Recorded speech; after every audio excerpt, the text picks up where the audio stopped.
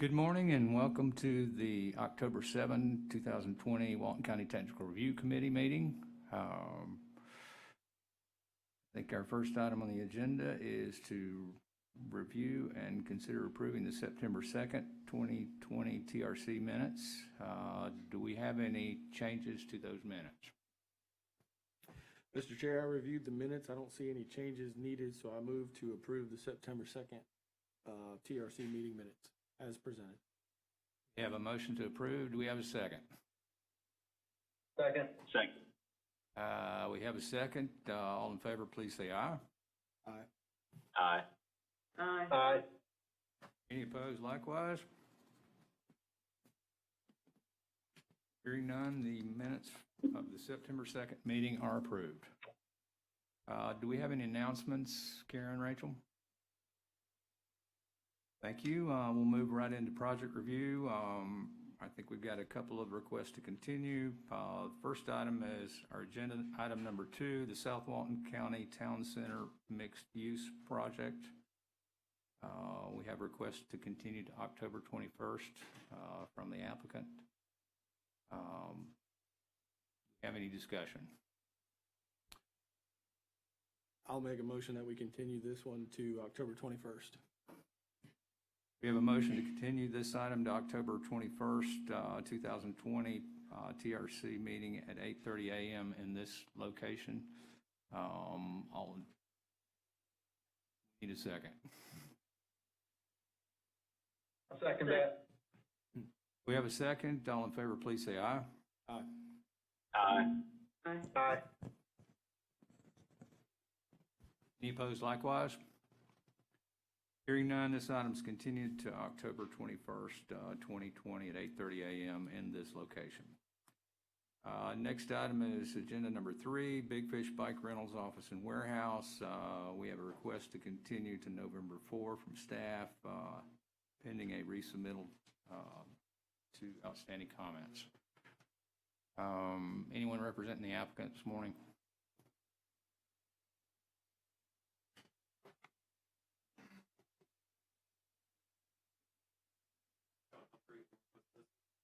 Are you in agreement with the continuance? Yes. Okay, thank you, sir. We'll entertain a motion to continue to November 4. So I'll make that motion as stated. We have a motion to continue to November 4, TRC at 8:30 a.m. in this location. Do we have a second? Second. We have a second. All in favor, please say aye. Aye. Aye. Aye. Any opposed likewise?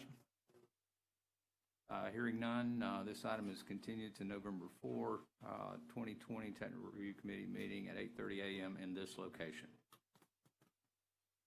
That moves us to agenda item number 4, the Santa Rosa Golf and Beach Club. This is a minor development reviewed by Bob Baronti. Bob, if you can introduce it for us.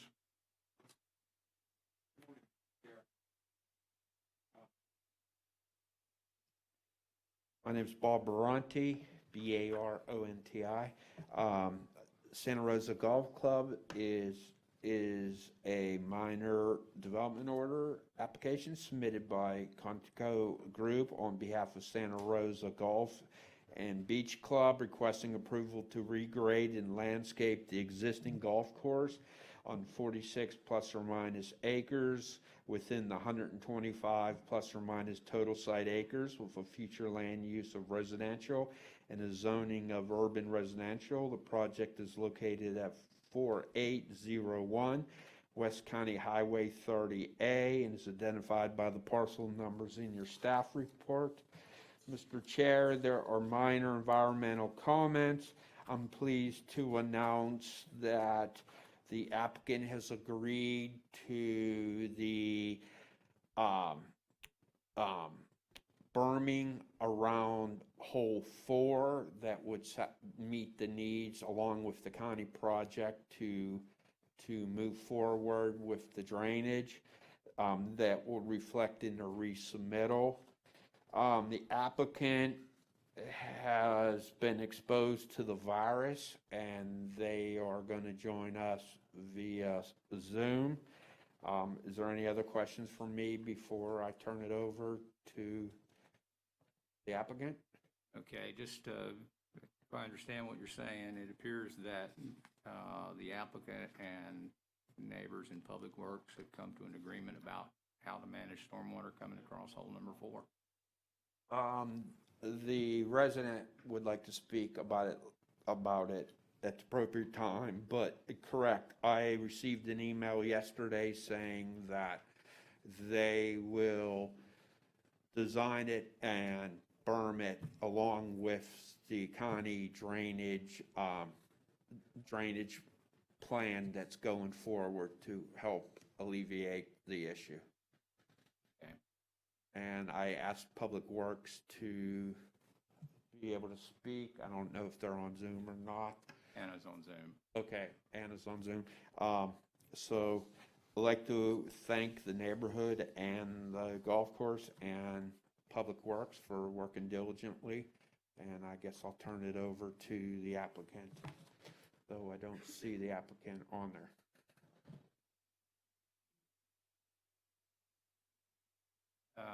Is the applicant Brian? Oh, This is Brian Russell. yes. Good morning, go ahead.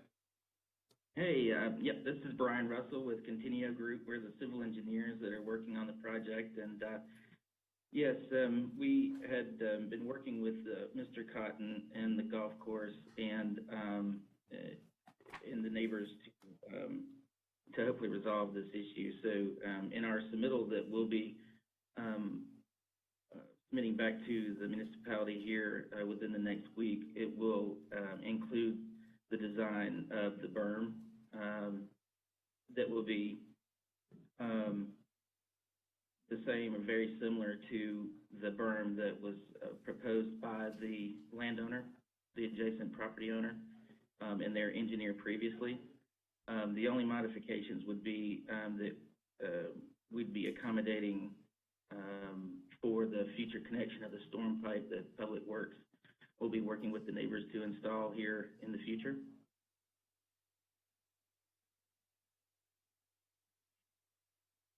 Thank you, sir. And just to sort of reiterate for our public, this is our opportunity to address stormwater coming off of Fairway Drive through the Fox Lake development, which is still an active approval, but not under construction.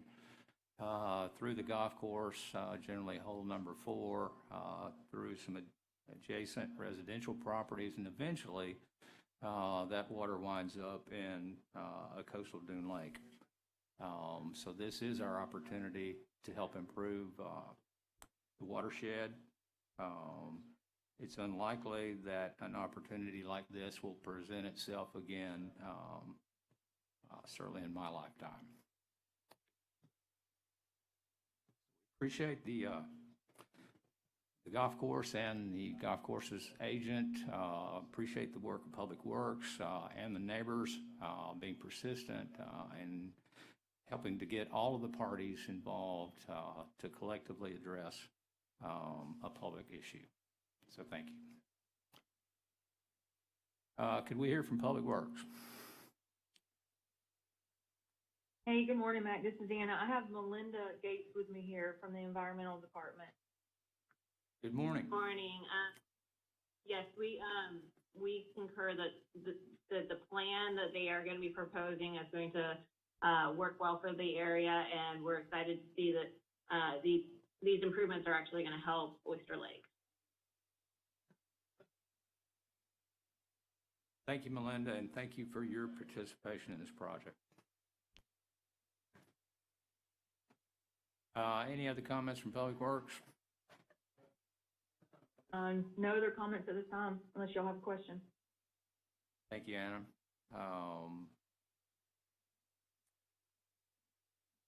Bob, do we have a recommended motion? Oh, I'm sorry. Yes, ma'am. If you could come to the podium and state your name and spell your last name for the record. Lisa Vega, Veiga.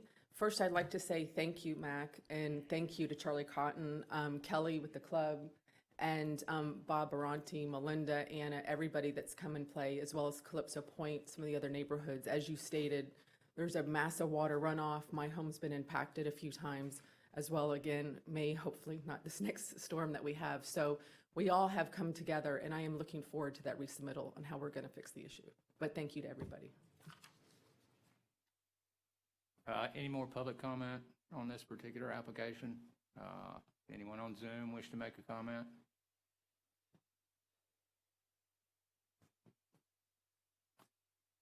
I mean, since this is a minor development, we'll officially open a public hearing and invite any comment on any aspect of this project from anyone in our audience or anyone on Zoom. Anyone else wish to make a public comment about this application? Seeing none in the audience and seeing none on Zoom, we'll close the public hearing portion of this and we'll entertain a motion. Mr. Chair, I'd like to make a motion to conditionally approve the Santa Rosa Golf and Beach Club minor development order once all staff comments have addressed. Thank you, Bob. We have a recommended motion. Do we have a motion at the dais? Mr. Chair, after hearing the discussion with Public Works and understanding that the parties have come together to work out this stormwater issue, I'll make that recommended motion in the form of a motion. Thank you. We've got a motion at the dais. Do we have a second? I'll second. Have a second from Anna. All in favor, please say aye. Aye. Aye. Aye. Aye. Aye. Any opposed likewise? Hearing none, this item is conditionally approved, subject to satisfaction of outstanding comments. Thank you, Mr. Thank you, Chair. Bob. This moves us to item number 5, the Mack Bayou Landing. This is a major development reviewed by Bob Baronti. Bob, if you please introduce it for us. My name's Bob Baronti. Sir, this is a major development order application submitted by Jenkins Engineering Incorporated on behalf of D4 Ventures LLC, requesting approval to develop 38 single-family homes on 9.36 acres with a future land use of residential and a zoning of neighborhood infill. The project is located from the intersection of US Highway 98 and Mack Bayou Road, approximately 1 mile in the parcels on the west side. It's identified by the parcel number in your staff report. Mr. Chair, they have had their public meeting. There are minor comments to address. The applicant is here to speak, and if you don't have any questions, I'd like to turn it over to the applicant. Thank you, Bob.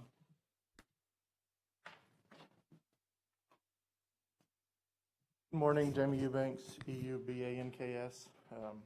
Comments were relatively minor. We have actually already addressed them, and we're just waiting for this meeting to resubmit. So unless there's any questions, I don't have any. Thank you, Jamie.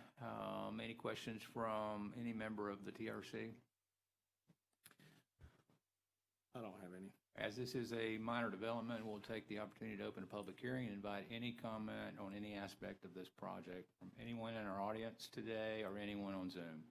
Would anyone like to make a comment about this particular application? Major. Sorry, major development. If not, we will move forward with the recommended motion. Mr. Chair, I'd like to make a motion to conditionally approve the project pending resolution of all outstanding comments and move it forward to the appropriate planning commission for its public hearing. Thank you, Bob. We got a recommended motion. Do we have a motion, a motion at the dais? I'll make a motion as recommended by staff. We have a motion. Do we have a second? Second. We have a second. All in favor, please say aye. Aye. Aye. Any opposed likewise? Seeing none, this item is conditionally approved to move forward to the next available planning commission meeting. Thank you, Jamie. We'll move to item number 6, the 393 and Newitt Lane minor development. This has been reviewed by Bob Baronti. Bob, if you would introduce this one for us. I'm Bob Baronti. Mr. Chair, this is a minor development order application submitted by Anderson Engineering on behalf of Craig, Terry, and Jamin Gottler, requesting to approve to build a 2,400 square foot office building on .34 plus or minus acres with the future land use of mixed use and the zoning of village mixed use. The parcel number is identified in your staff report. Mr. Chair, there are a number of outstanding comments, enough so that I'm concerned that they will be able to address all in a manner that doesn't have to come back for your total review. Staff would like to make a recommendation to continue it to the first meeting in November. Thank you, Bob. I did have a question about the traffic.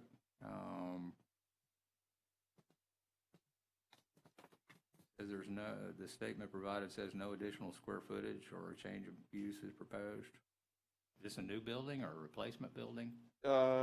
This is a new building.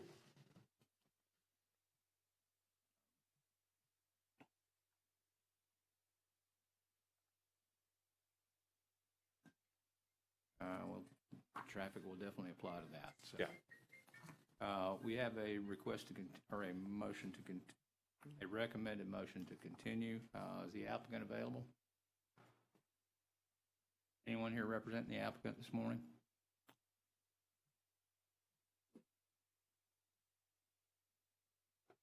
I don't see any hands up on Zoom. We have a recommended motion to continue to November 1st. Do we have a motion at the dais? Or Motion to November continue 4th? to November 1st. No, Second. November 4th. November 4th, yeah.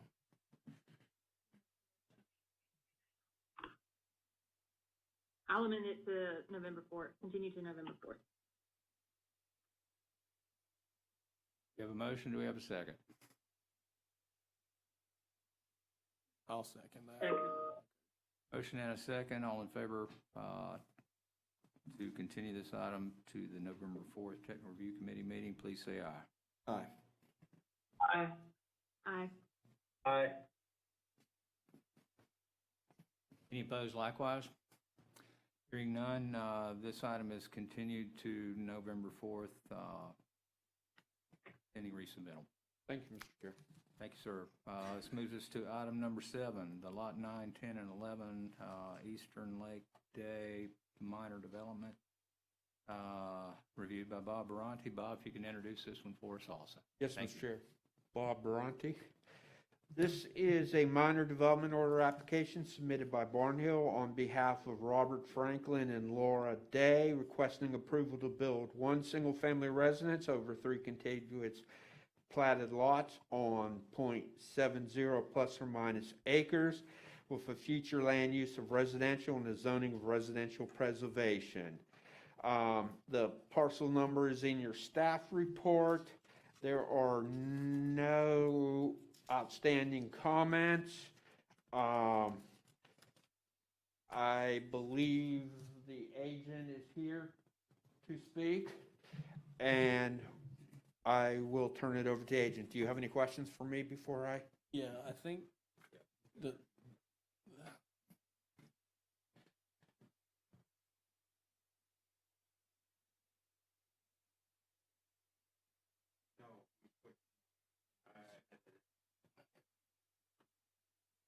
Chair, I did make a mistake on the mapping that was originally loaded. It was corrected and reloaded, and I thought there was copies made for each.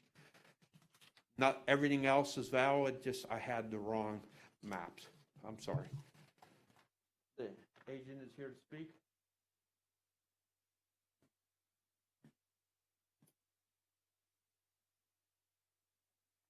John Green, G-R-E-N, Barnhill Civil. Morning. Representing, Mr. and Mrs. Day. They appreciate the efforts of the staff and the review and the assistance of resolving all the issues. And we concur with the staff of approving the combination of the building on the 3 lots. Thank you, John. This is a minor development, so we're going to take the opportunity to open a public hearing. Anyone in the audience or anyone on Zoom wish to make a comment about this proposed application?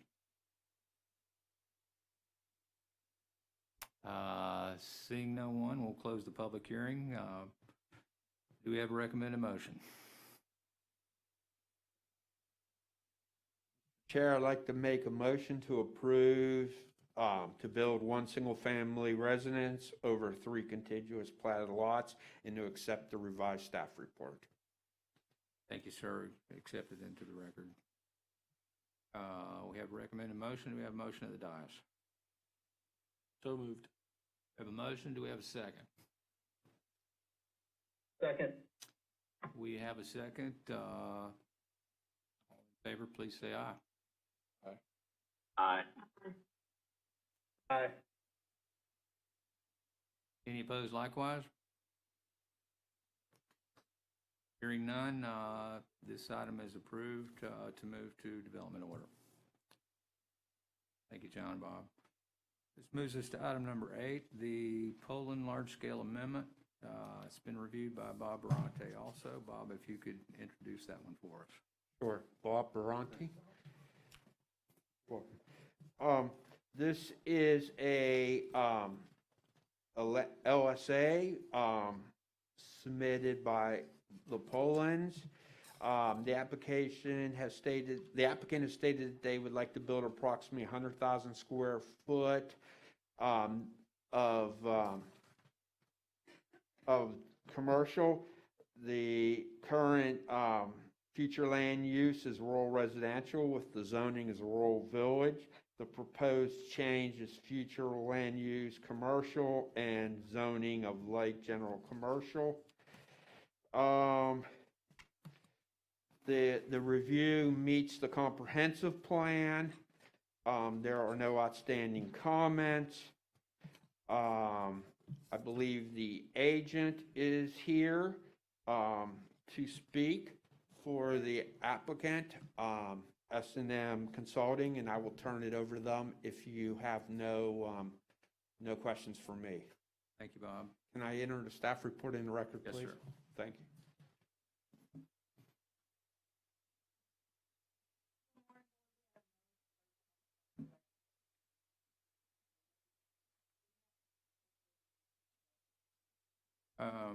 Is this item in the opportunity zone?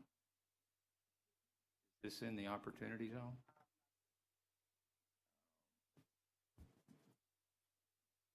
I think it might be, which is a very good thing. Encourages long-term investment of capital gains at a, according to everything I've read, a tremendous tax-deferred kind of circumstance. We absolutely support development within the opportunity zone, and we've had very little so far. So we applaud this applicant's request to participate in that program and bring some additional jobs to the central part of our county. This is a large-scale amendment. It'll get public hearings at the Planning Commission and the Board of County Commissioners. Do we have anyone wishing to make a technical comment about this application or ask a technical question? Anyone in the audience, anyone on Zoom? Seeing none, we'll close this part of the hearing. Do we have a recommended motion, Bob? Yes, Mr. Chair, I'd like to recommend moving this LSA forward and schedule it for the next appropriate Planning Commission for its public hearing. And I'd like to remind the audience that once it's done with the Planning Commission, it will go to the PCC for consideration to transmit to the state for review. And then once that review period is over, it'll go back for consideration. Thank you, Bob, for that additional information. A recommended motion? Make a motion to approve and move it to the Planning Commission. Do we have a motion of the dais? Motion as stated by Bob. Do we have a second? Second. We have a second. All in favor, please say aye. Aye. Aye. Aye. Any opposed likewise? Hearing none, this item is approved to move forward to the next available planning commission meeting. Thank you, Mr. Chair. Thank you. This brings us to item number 9, the lot 20, 22, and 23 Hidden Highlands Abandonment. This is a request to approve by resolution. This has been reviewed by Bob Baronti. Bob, if you could briefly introduce it for us. Yes, Mr. Chair. This is an abandonment application submitted by Stephanie Manning on behalf of Timothy Kreider, Matthew Morrell, and Boris Dushkuman. Sorry about that. Requesting to abandon 33 feet of roadway and utility easement on 0.209 acres plus or minus, or 9,104 square feet on lots 20, 22, and 23 of Hidden Highlands Subdivision. The property has a future land use of residential and zoning and neighborhood infill, and the parcel numbers are identified in your staff report. Mr. Chair, all comments have been addressed. There are reminder comments that this project was approved with both the preservation and the buffer in this right-of-way. You have three letters of objections, and one of the 3 letters has been provided to you for the Work Law Firm. Ms. Manning is here to answer any questions you may have. Do you have any questions of me before I turn it over to the applicant? The Work Law Firm represents Mr. Schrader. Where's Mr. Schrader's lot? Oh, you're going to be speaking? Okay. Yes, Mr. Chair. We'll let him address that when he comes to the podium. Yes, Mr. Chair. I'd like to enter staff report and record and then turn it over to Stephanie Manning for an in-depth analysis. Thank you.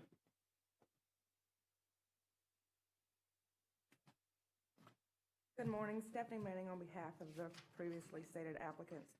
Mr. Morrell and the other 2 applicants are requesting to abandon the right-of-way. We do want to go on record to be clear, we do not want to remove the preservation or the landscape buffers, the utility easements, drainage easements, all that is to remain.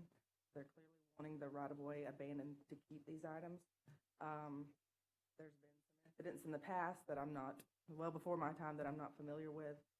At this point, they're just wanting to prevent a road from being put through the property. They know it's for sale and it's been advertised with access from 98 as well as potential future access from Sugar Drive down to 30A.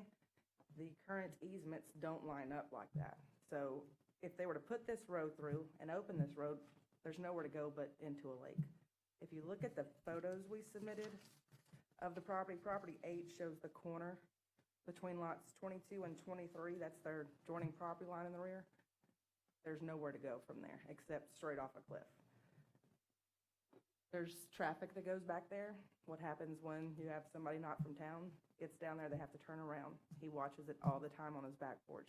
They're trying to do this big 3-point turn, getting around. If it's dark, you just drive right off in it.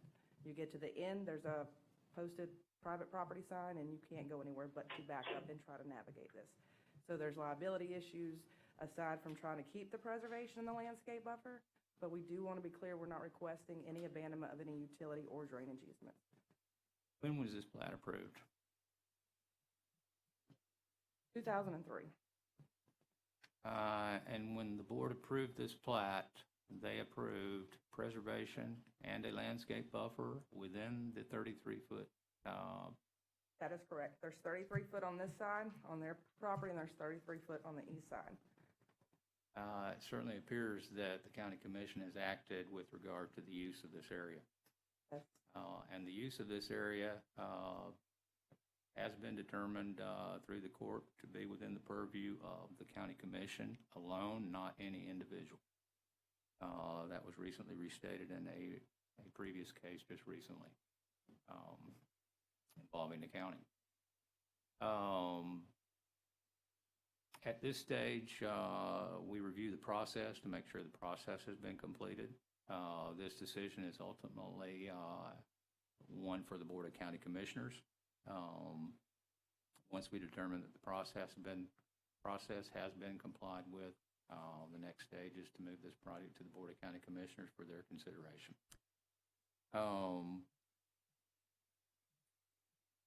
A public hearing will be held at the Board of County Commissioners, so today's action will not be final agency action. That rests with the Board of County Commissioners. Any other information you'd like to get into the record? At this point, I think we're good. If they have something that needs to be addressed, can we come back and comment on that? Certainly. Yeah, we'll give you an opportunity to rebut anything that comes up that you might choose to speak to. At this time, we'll entertain anyone wishing to make a technical comment about this particular application. Anyone in the audience wish to speak? Yes, sir. Yes, sir.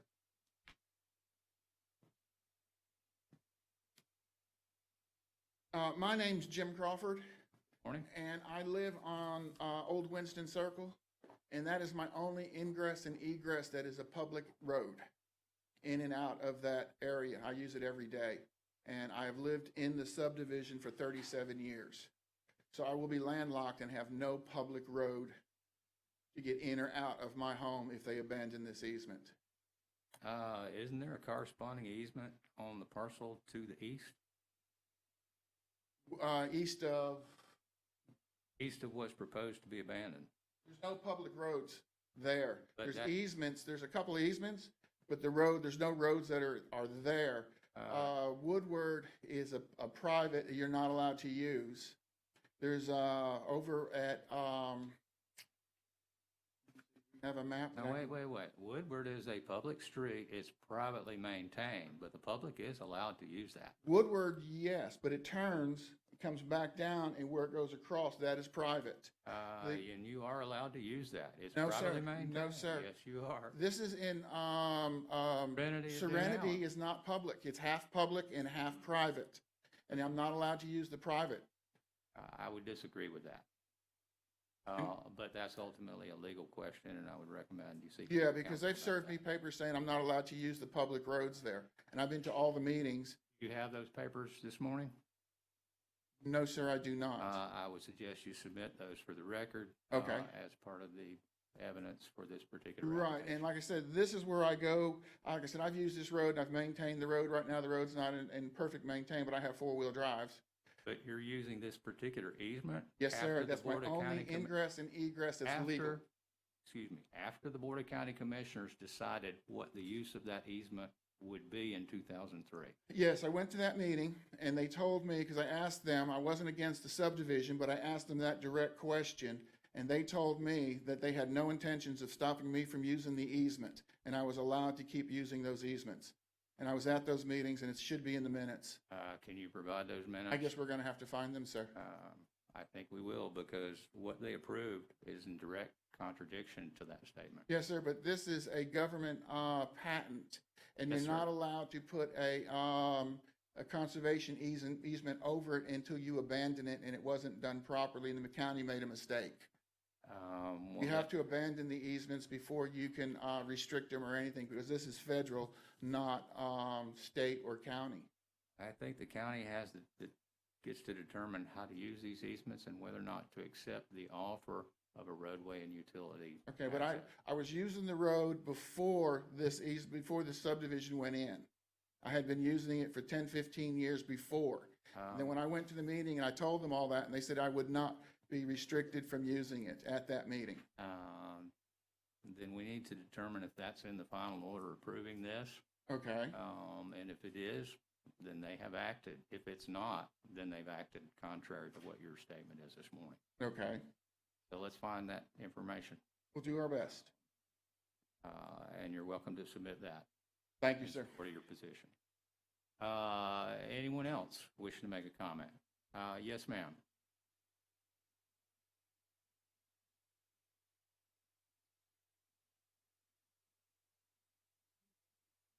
Hi, I'm Margaret Crawford, known by Marge, and I own Lot 6, which is adjacent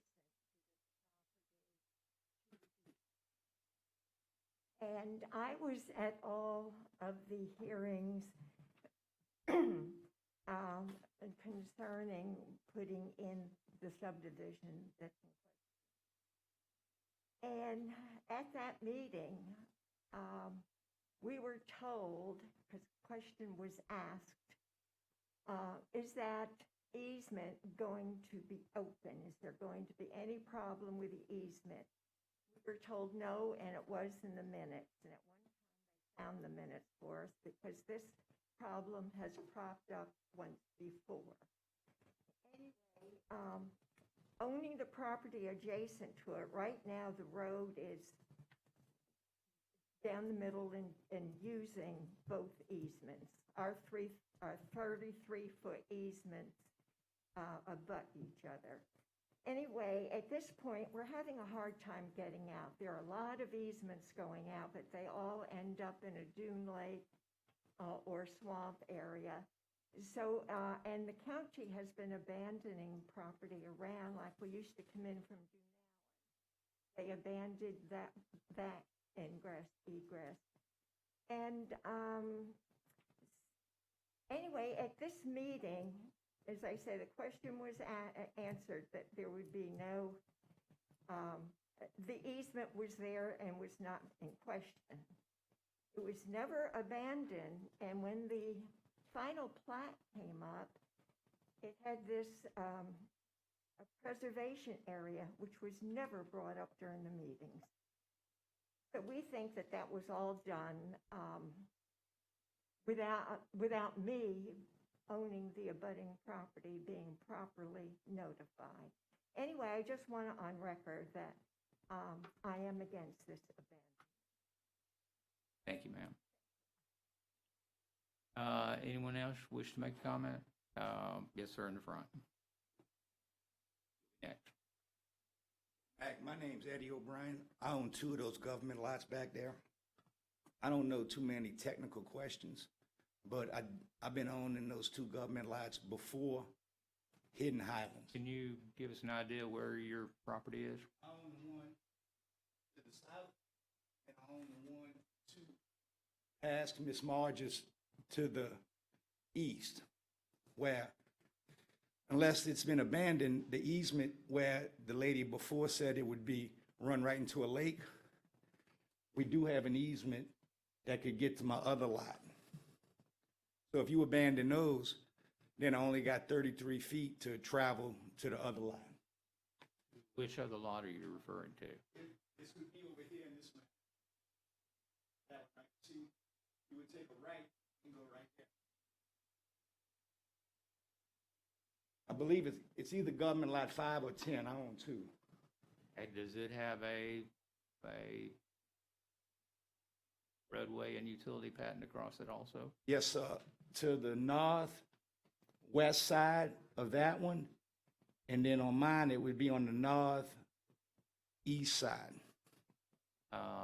And Ms. Crawford owns the lot in between you and the proposed abandonment? Yes, sir. And there's a 33-foot easement that connects to the one on your property across the north side of her property? Exactly. And it traverses the west side of her property also? The west, hers is on the west And the north? north side. Mine's on the northeast side. Okay, so you do have at least 33 foot to get to your property? I got at least 33 feet if the county lets us put a road and all the utilities in there.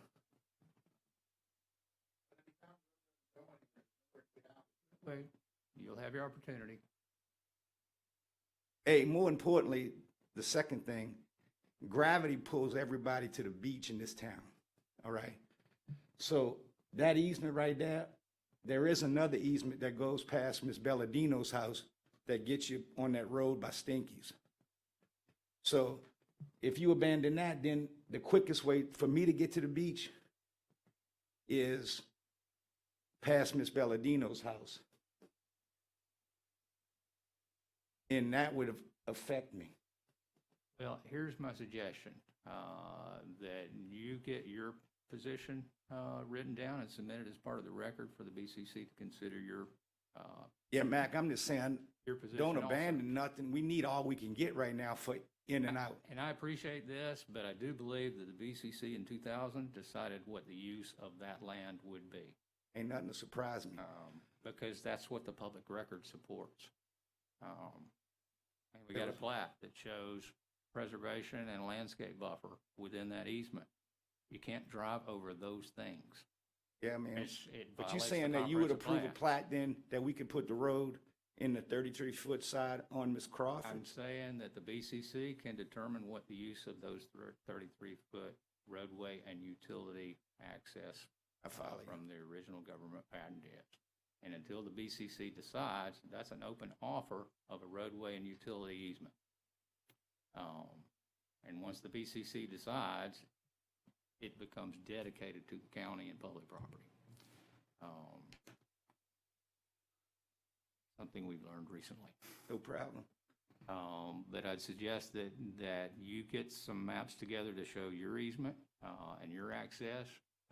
And if you think that's your only access, let's demonstrate that in the record. Yeah, we tried to do something, just to answer your question that the other man had. We tried to do something before, and they said we'd have to buy or have to get a letter to use that easement, use the private road in Serenity. So I know that's the third thing I was gonna say. I know I've been on that road before, and they said you gotta get permission from them to use it. So it's not just, Then that information needs to be provided at the PCC hearing also. all right, well, thanks, man. Yes, sir. Anyone else wish to make a comment? Yes, sir.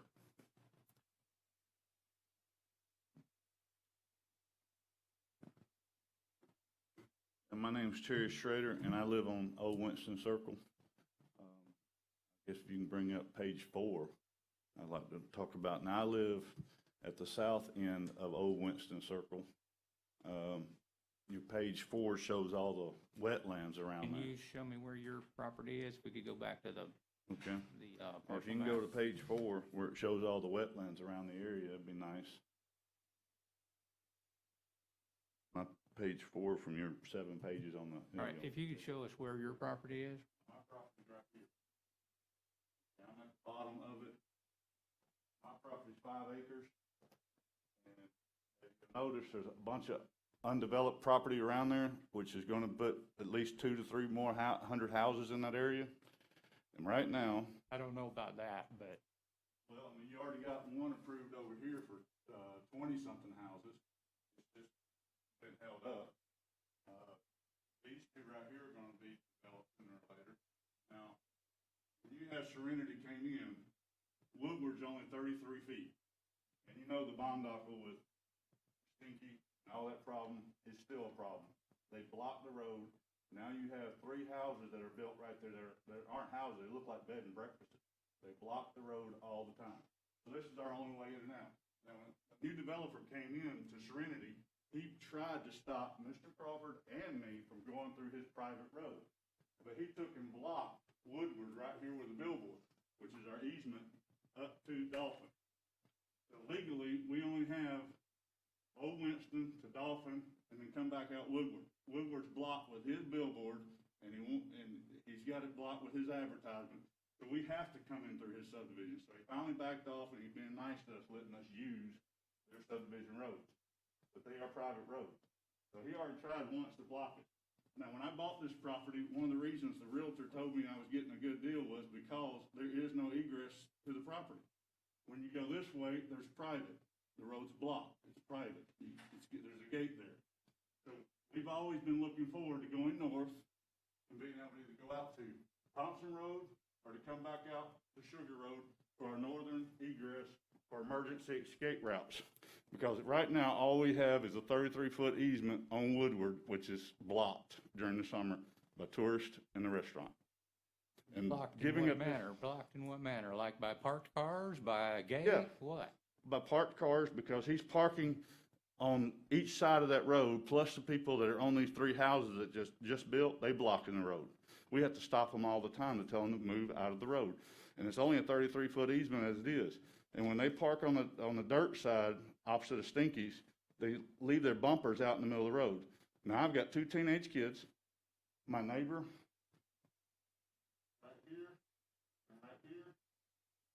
not notified about this hearing.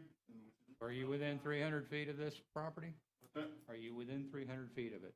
no, but it. Then that's why you weren't notified, because there's no notification for I TRC. understand that, but There'll be this- notification at the BCC for anyone within 300 feet, but there's none required for this meeting, only the posting of Okay, then sign. answer me this.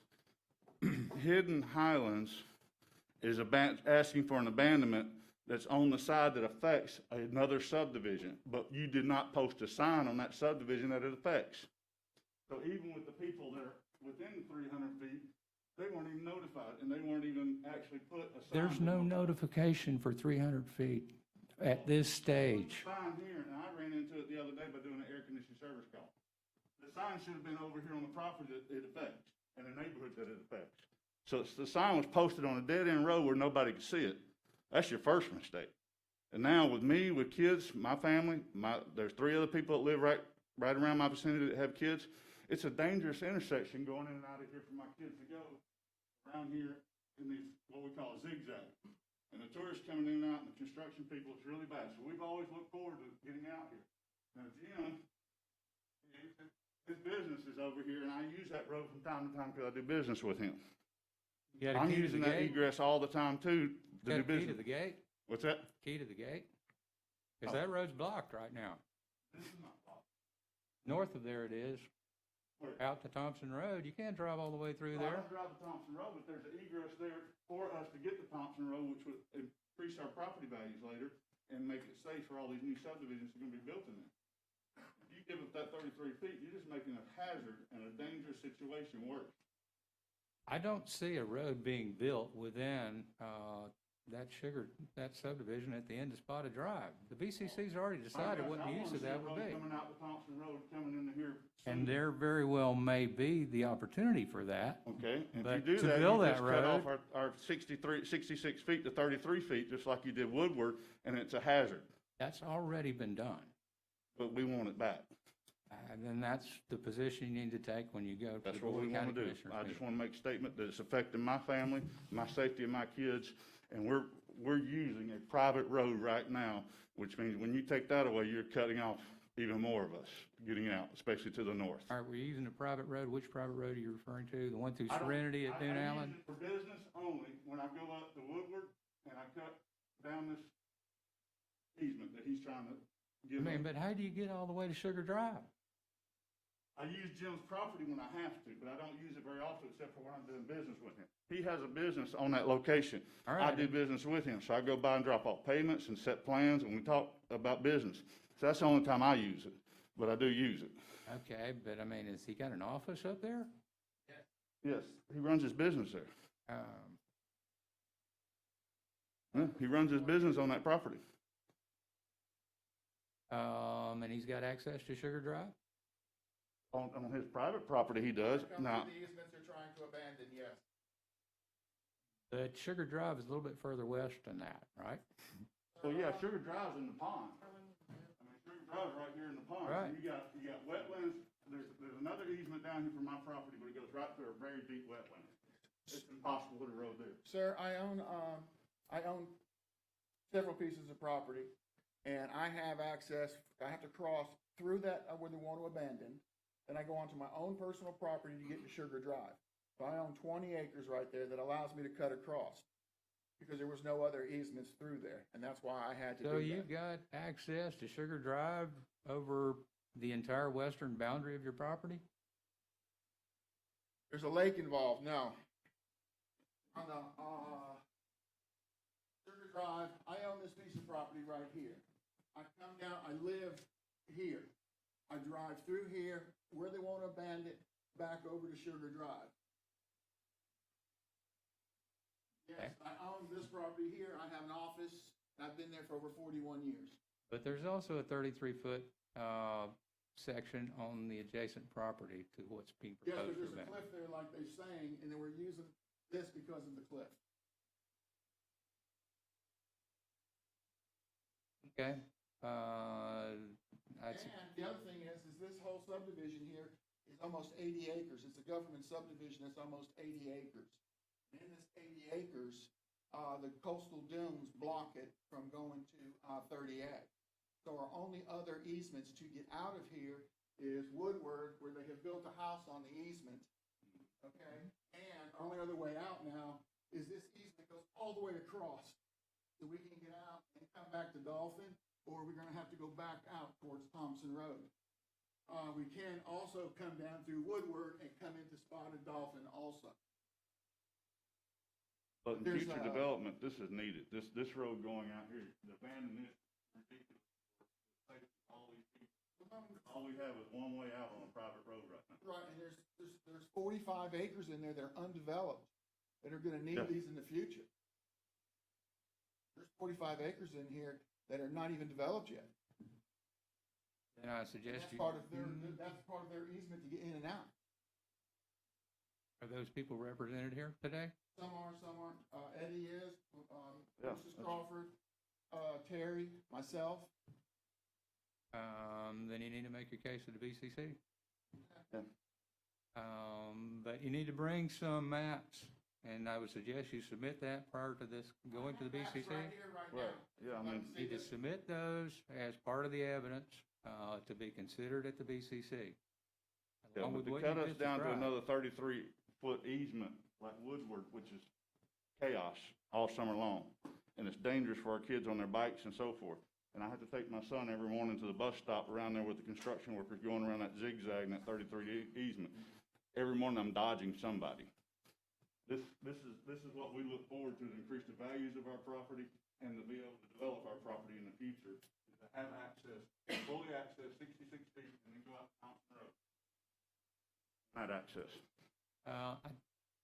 From a planning standpoint, I don't see 66 feet happening right there. Possibly 33 feet on the way out to Thompson Road, but Well, I don't know if the state's pretty good about giving up some of that, because that is state property north of that. So, I mean, that's something in the future we look forward to. There is 33 feet there, but the state would probably allow a little widening there. Who knows, but it would be something for us to ask for, so we could have full access in and out of there to the north as an escape route. happy to help look at that with you. Hmm? I'm happy to help look at that with you. We need to do that. That would be great. All of us family folks look forward to that. That's what we've been looking forward to. Because I've been told twice that my value of my property is diminished because of the egress in and out of that subdivision. The only thing I look forward to be able to increase my property values and the safety of all the other developments going to be done in there. And certainly, your ability to ingress and egress is absolutely part of property value, and it absolutely affects what could be developed over there in the future.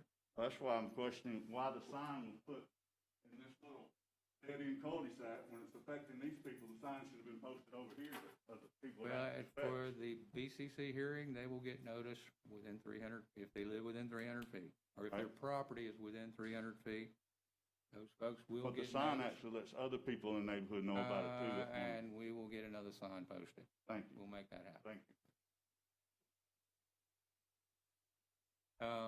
Stephanie, let's get another sign posted so we don't have any issue with regard to public notice. Given the number of people here today, I think actual notice has already been provided, but in the interest of public notice and making sure the public has the maximum opportunity to participate, let's add another sign on the Woodward side.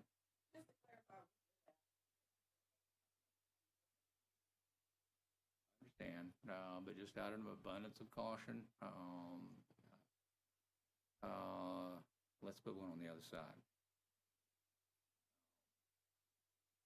That way, anyone that might have used this in the past or in the future have noticed that there's going to be a hearing considering removing that opportunity, confirming that that opportunity was removed in 2003. Anyone else wish to make a comment on this? I would, Mack, because I walked. No, we're not requiring that. I just want to make sure that I'm understanding the position of the county at this point. Can you tell me where we are on the position of the county? The county will consider abandonment of the roadway and utility easement that's shown on the plat in question, which also has preservation and a landscape buffer shown in the same spot on the plat. Okay, so the county's position then has not been taken up. It is only that the county will review it at this point, and then it will be forwarded along to the remainder of the planning boards that would have to have appropriate notice at that point. Is that right? At this stage, it goes from technical review, and our responsibility here is to make sure the process has been properly followed and to collect whatever public comment might be germane on this particular issue. Then it will go straight to the Board of County Commissioners. There will be notice to anyone within 300 feet of that particular hearing. So the TRC has not made a recommendation one way or the other at this point. It's only guidelines or... Our recommendation on abandonments at TRC is that the process has been properly followed. Okay. Has the county reached any sort of position with regard to whether or not all of the technical requirements have been met by the petitioner, or is it a past petition that has been implemented at this point? I believe the technical requirements have been met. We're asking the applicant to post additional signage to make sure that the public has maximum opportunity to participate. There's no requirement to notify through certified mail at this stage. Sure. There will be for the next hearing. And has the county put in, well, the county is not going to make a recommendation to the Board of County, or the Planning Department's not going to make a recommendation to the Board of County Commissioners at this point. Well, is the that right? Planning Department is going to assert that the county has already decided what to do with this easement when they approved the plat and they approved preservation, which cannot be disturbed by a roadway. Got it. Or utilities, actually. Well, I just want to make sure I'm understanding then, because there are a lot of interested people in this, and you and I both understand how that works. The idea is then that the conservation easement is in place. The county has already made a decision with respect to what to do on this particular piece of property, and the applicant at this point, of the petitioner, is seeking to overturn what the county has already asked or the county has already decided. Is that right? Now, the applicant is seeking to remove the easement from the same area that is also the area where there is a landscape buffer and preservation approved by the Board of County Commissioners. Okay. So then they're seeking to overturn what's already been done by the Board of County Commissioners. The county's position then will be that it's already made a decision and it will not be allowed. That will be our position, yes. Thank you, Matt. Anyone else wish to make a comment about this particular application? Then we will move forward with recommended motion. Do we have somebody's hand up on Zoom? Anyone on Zoom wishing to make a comment about this application? I see a hand up. Gary Fleming?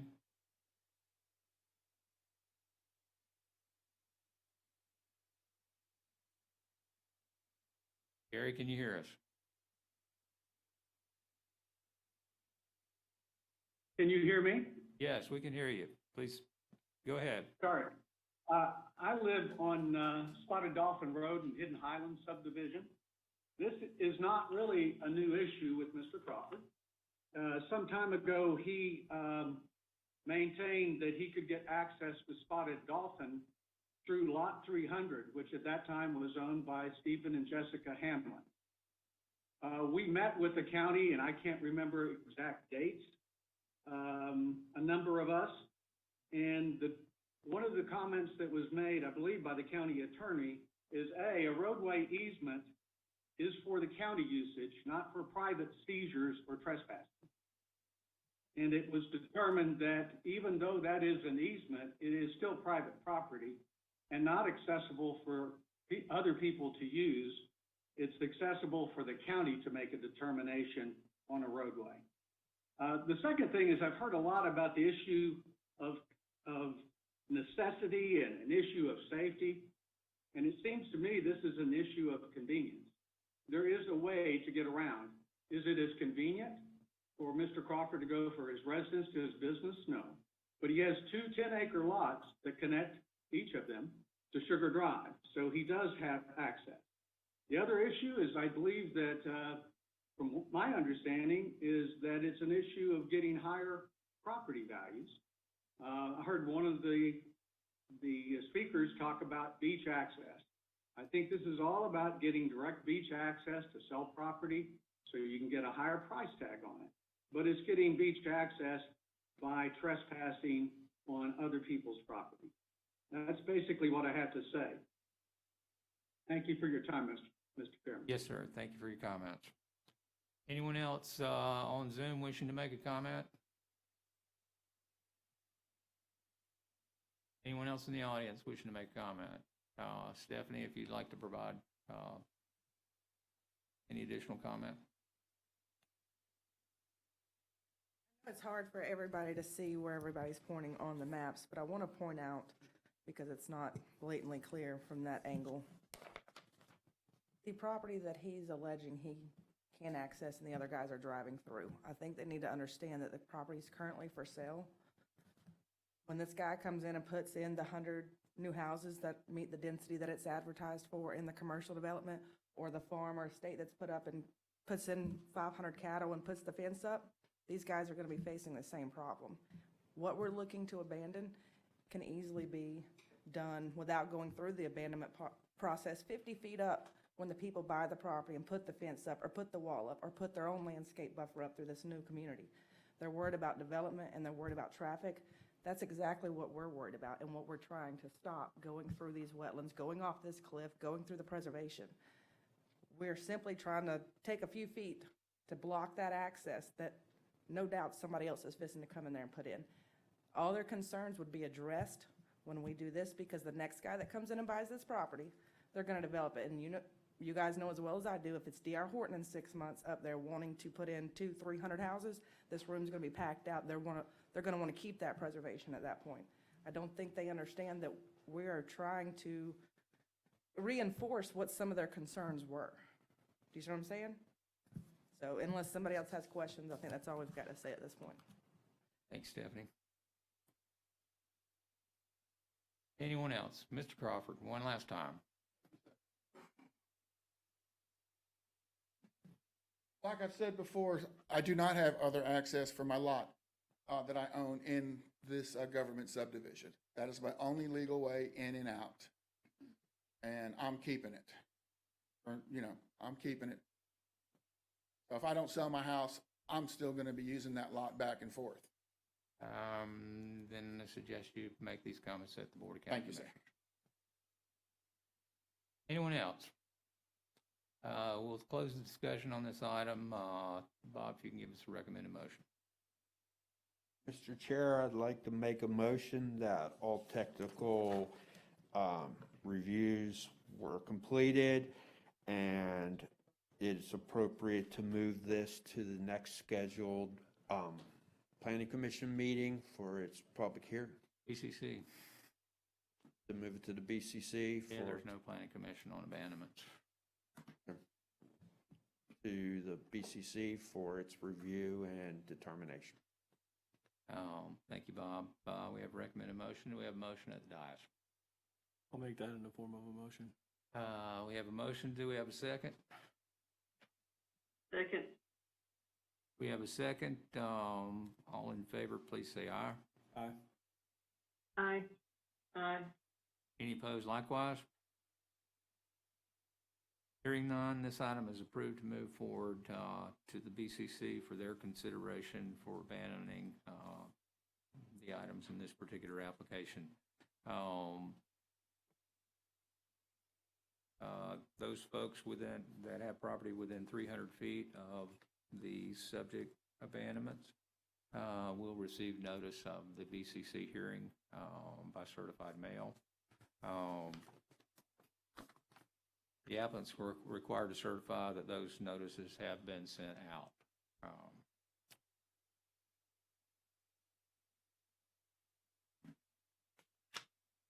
That concludes number 9. We'll move to item number 10, the Penny Lane 5-lot subdivision. This is a minor development reviewed by Stephen Schoen. Stephen, if you can introduce it for us.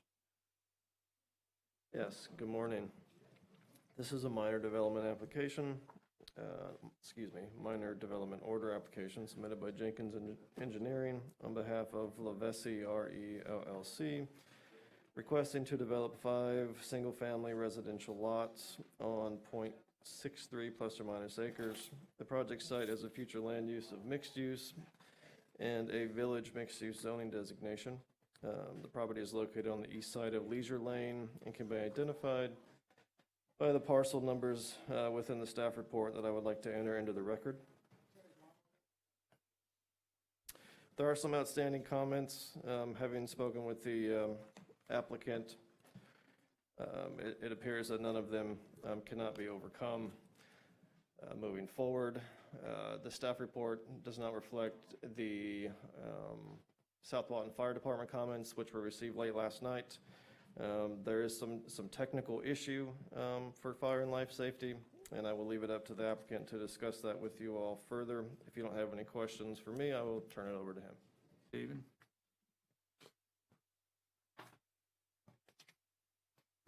Good morning, I'm Scott Jenkins with Jenkins Engineering, Jenkins.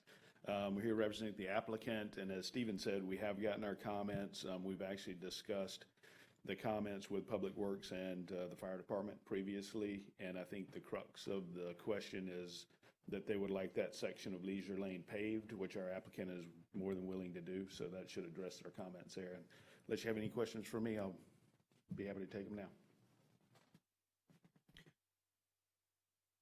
Are we providing any kind of additional parking beyond what's being required? We don't have any proposed right now. It just meets the standard single-family parking requirement. Larger than 3-bedroom units? No, sir. Pretty small lots.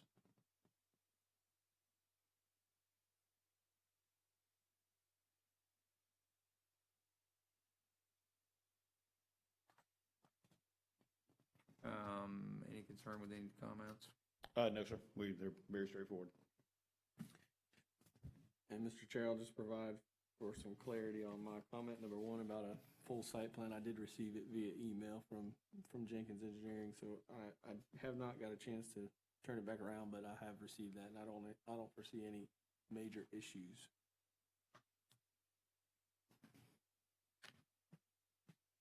Okay.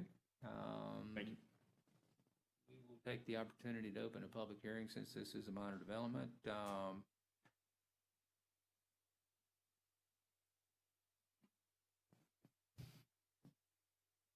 Anyone in the audience or on Zoom wishing to make a comment? Looks like we have a hand up on Zoom.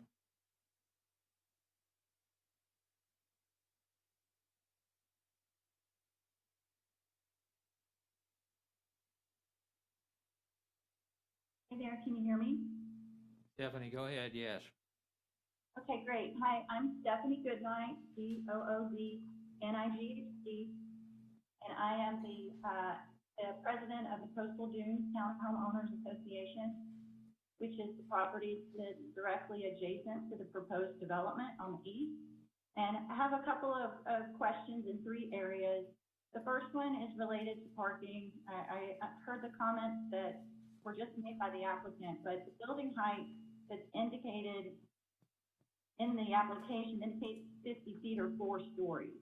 So I heard that the property will only be 3 bedrooms each, but it seems unlikely with a 4-story property. So we're just looking for clarification on that because 2 parking spots will be challenging. No full set of plans have been provided, as is noted in the report, but we do have a concern about overflow parking. It is a very congested area currently, particularly due to our property on the east, as well as the Abbey Lane properties that are to the north. My other comment was related to the rear setback. The staff comments indicated that the site plan provides for variable rear setback.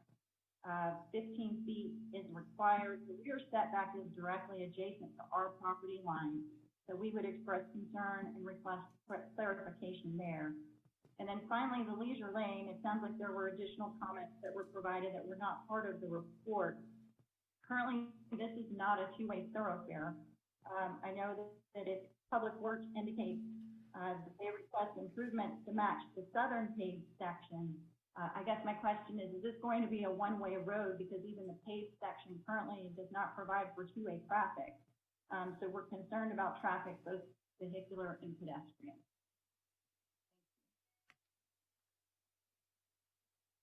Address that?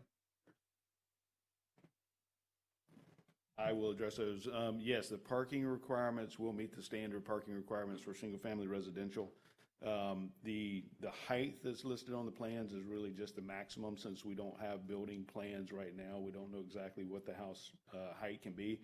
We can certainly limit it to 2 stories if you would like us to as part of this meeting today.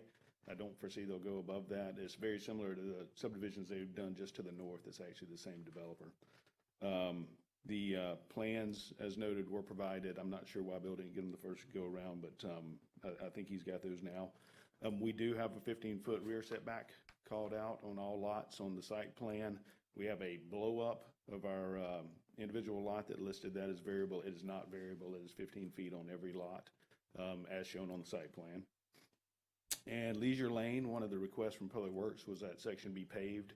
It will be a full pavement section. It will be two-way. It's within a 20-foot easement right now, so we're limited on what we can do as far as width, but we will use that entire easement width basically for the roadway.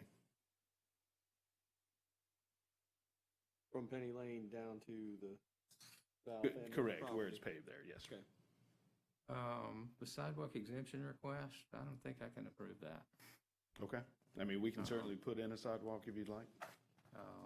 Given where this is, I can't justify no pedestrian facility there. Got to consider that. Okay. Next question, is one of the two parking spaces going to be in an enclosed garage? No, we have two proposed out in front, basically now. We have the standard 20-foot setback where they'll be provided. Certainly, given the proximity of this, these are likely to be short-term rentals. Right. And our experience is if there's a garage, it gets filled up with short-term rental amenity. Right, yes. And that space is no longer available for parking spaces. So that, let's certainly make that note going forward. Okay. But we need to do sidewalk. Ultimately, there will be. Understood. More people will be walking in the street. If we put in sidewalk. Thank you, sir. Yes, sir. Any other questions from any member of the audience or anyone on Zoom regarding this particular application? Then we'll entertain a recommended motion.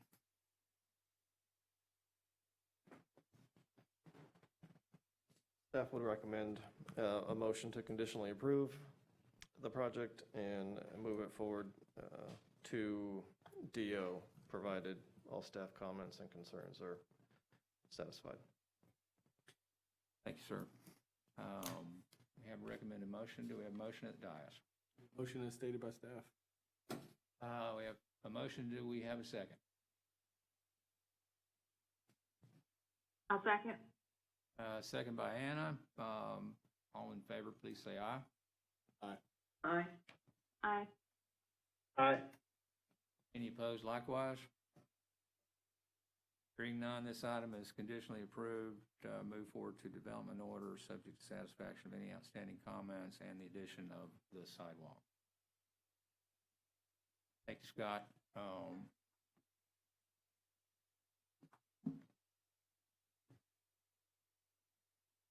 Moves us to item number 11, the Holly Grove subdivision. It's a minor development reviewed by Tim Brown. Tim, if you could introduce it for us. Yeah, good morning. This is a minor development order application submitted by Jenkins Engineering requesting approval to develop 16 single-family residential lots and associated infrastructure on 16.47 acres with a future land use of residential and a zoning of neighborhood infill. It's located on both sides of East Ferry Road, north of Lamont Drive. There's outstanding comments from planning, environmental, 911, engineering, floodplain, and public works. With that, I'd like to enter the staff report into the record, and I'll turn it over to the applicant unless y'all have any questions. So entered.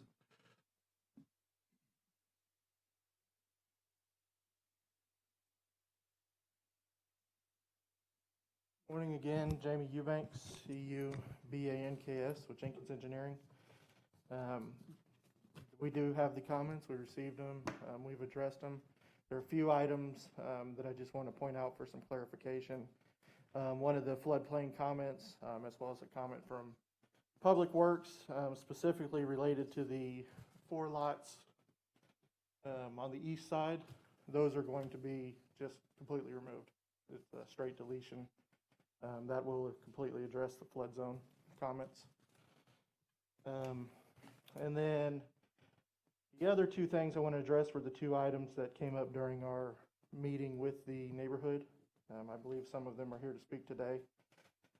First of all, there is a marker on the property. So the developer went ahead and was a little proactive and had a full archaeological study done. The opinion of the archaeologist is that there is likely not a body at that marker, that it was just a marker. There was no signs of ground disturbance. However, we've also, even though this may not be county jurisdiction, just for the record, we've also gone ahead, submitted that to the state.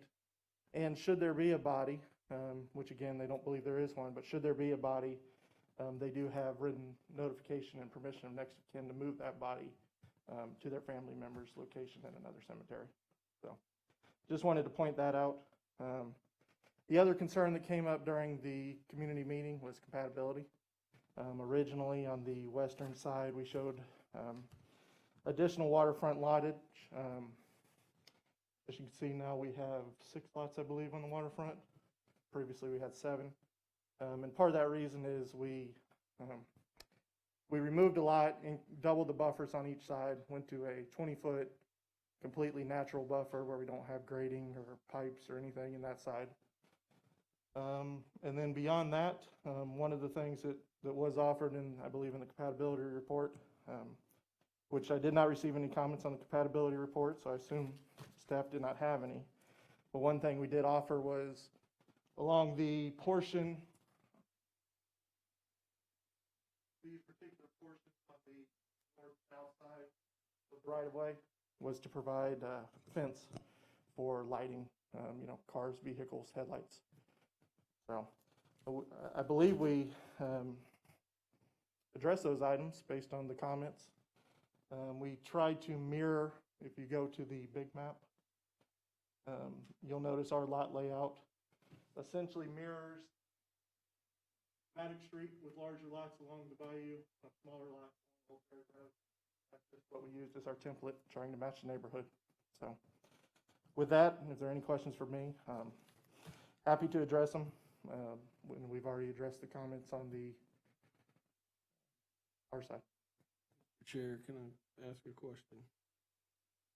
The dock, the existing dock, how is it? I don't see an easement, so Yes. is that exclusive to lot 6? No, Bill, we have to add an easement. It was just Okay. omitted. Okay.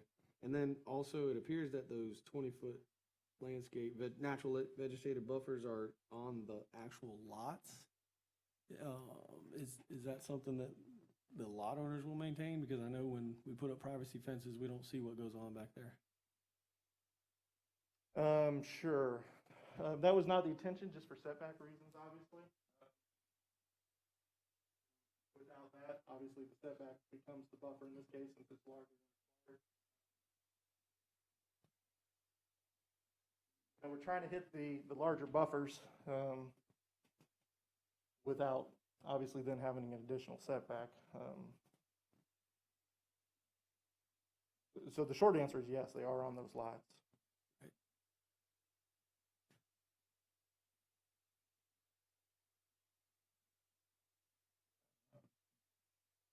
That has historically been problematic for us,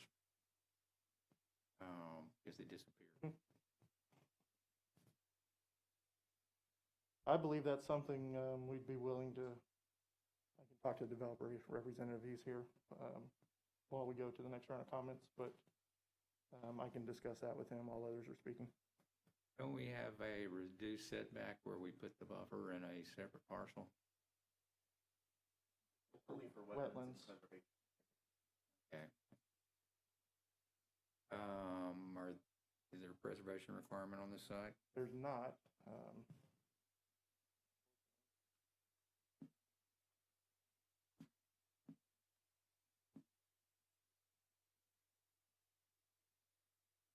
I mean, we were just attempting to make the buffers larger than the 10 feet. Obviously, we went to 20. But I can speak with the developer. He's here.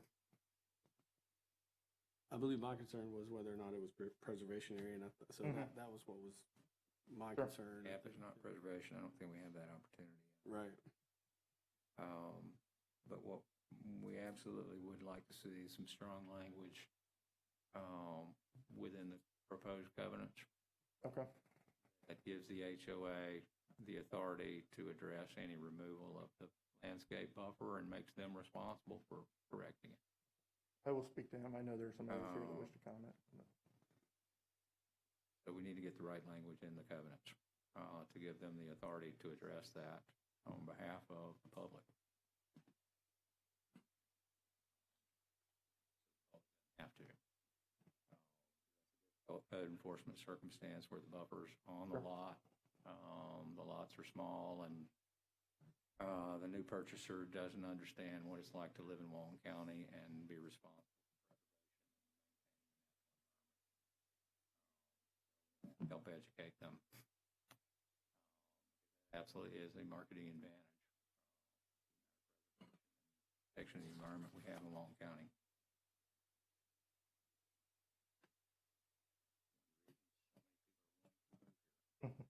Yes. So if we could address that,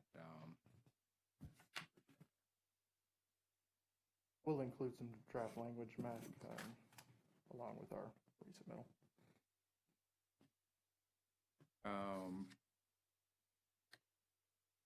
So, Mr. Chair, like, just in regards to the cultural resource survey, how do we move forward with that without really knowing whether or not that's an actual gravesite?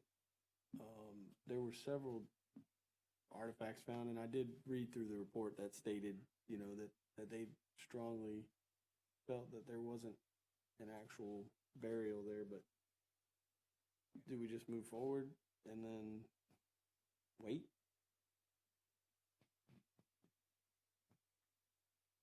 how do y'all plan to address that? Grover, is that something you want to, I mean, they do, short answer is if there's a body, they intend to move it. And they have that in writing, the ability to do so. So that is the answer. If there's not one, obviously nothing's required. If there is, they intend to move it and have the written permission to do so. Next of kin. What are we going to do to determine whether or not it's there, short of a front-end loader? No, they have, you know, I'm not obviously as familiar with it, but they do have more specialized layer-by-layer techniques that the archaeologist will do during that time. So it will be an archaeological investigation? Yes, additional. That's the full step is as if you're doing any sort of, so they've done the archaeological investigation across the whole site, including for the grave. Don't believe there is one, but now they will come in prior to construction and do their methodology layer by layer. Make sure we do capture that in the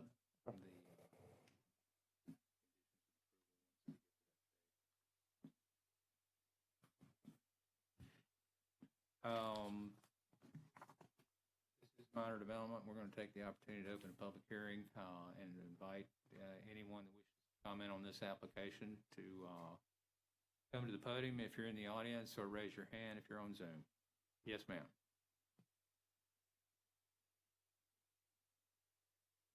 Hello, my name is Monica Douglas, Douglas. I live in Peach Creek and off of Old Ferry Road. Can we go to picture 63?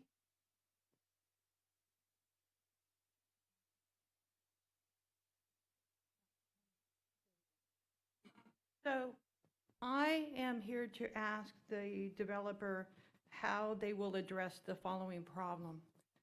So we have in Peach Creek almost 260 homes that funnel into Old Ferry Road out of US Highway 98. On top of that, we have industrial plants that use heavy trucks that also go into that road.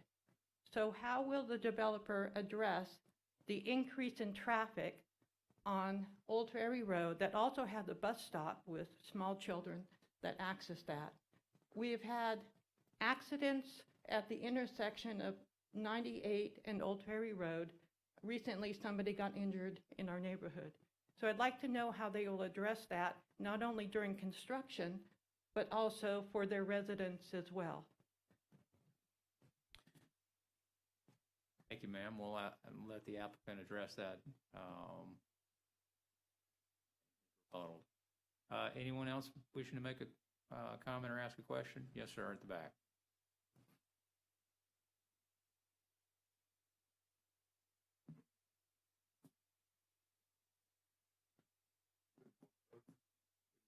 Yeah, about the bodies.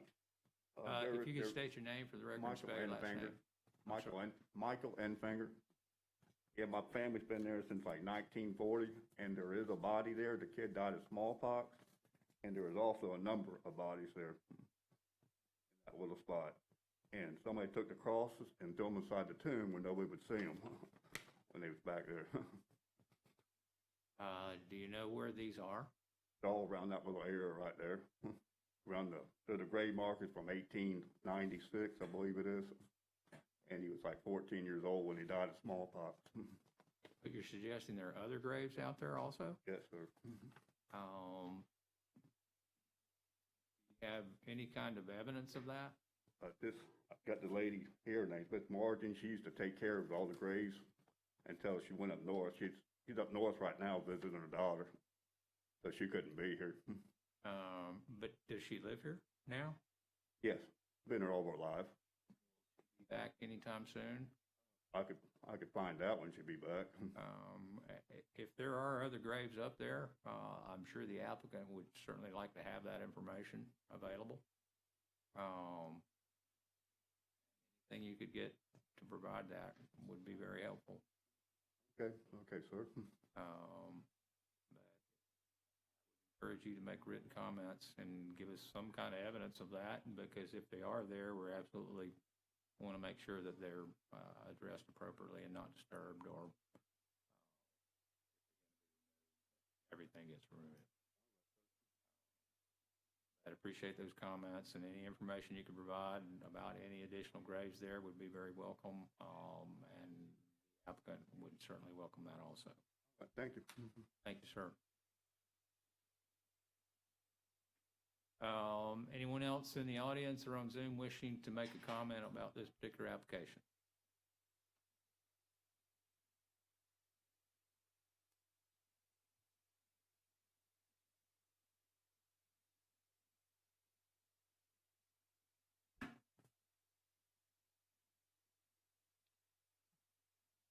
Hello, my name's Matthew Parker, Parker.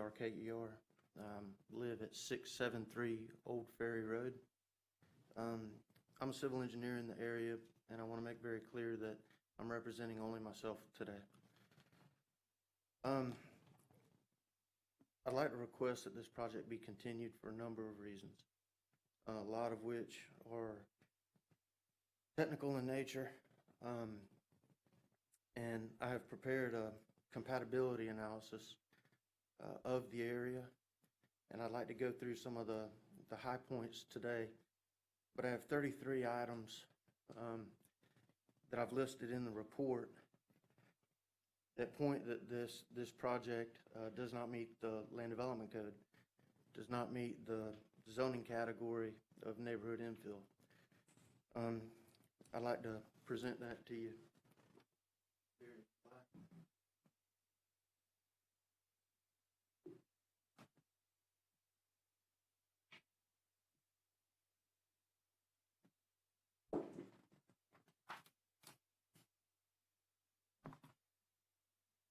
Do you have an electronic copy of this also?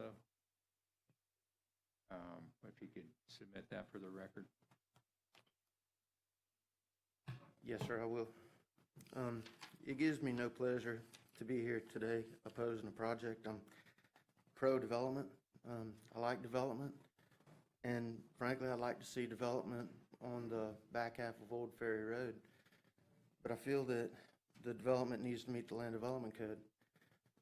My personal side of this, one of the reasons that I live there is having knowledge of the Land Development Code. I did my research ahead of time.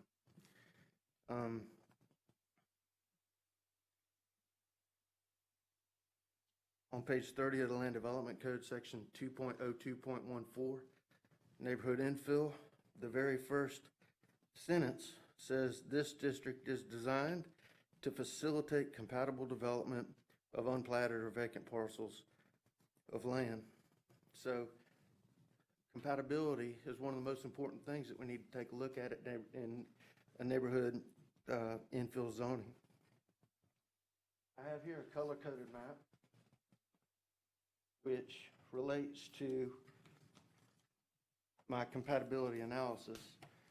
If you flip to the first 11 by 17 sheet, the colors correlate to these colors. So at the top, you've got orange, then you have green, blue, and red. When you're looking at compatibility, the most important thing is the properties that are most directly affected, the properties that are closest to the project. In this case, the orange properties are what I'm calling the developed meets and bounds properties. They're not platted lots, they're meets and bounds properties, and they're all developed. They all have homes on them. Green area are larger lots, larger acreage lots that are undeveloped, no homes, no subdivision. The orange areas are. The blue area, of course, is the Peach Creek development. Something to note in reviewing the compatibility analysis, they sort of skipped over the orange areas, the ones that are most directly impacted. And when they did their analysis, they jumped right to the Peach Creek. And when they did that, it was done incorrectly.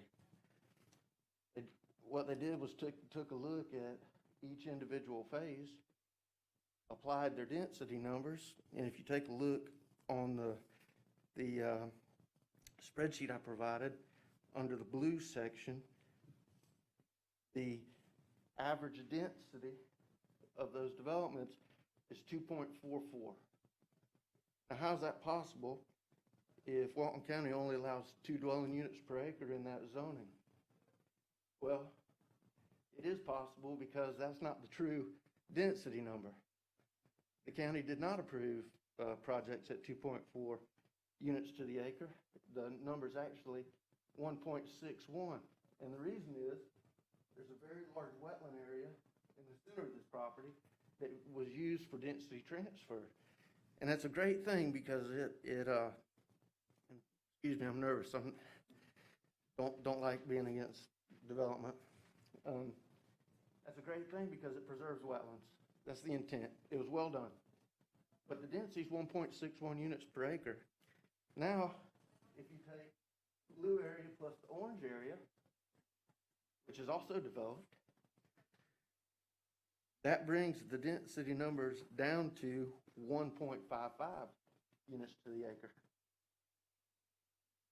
There are some other errors in the plans. On the site plan, the density is shown as 0.90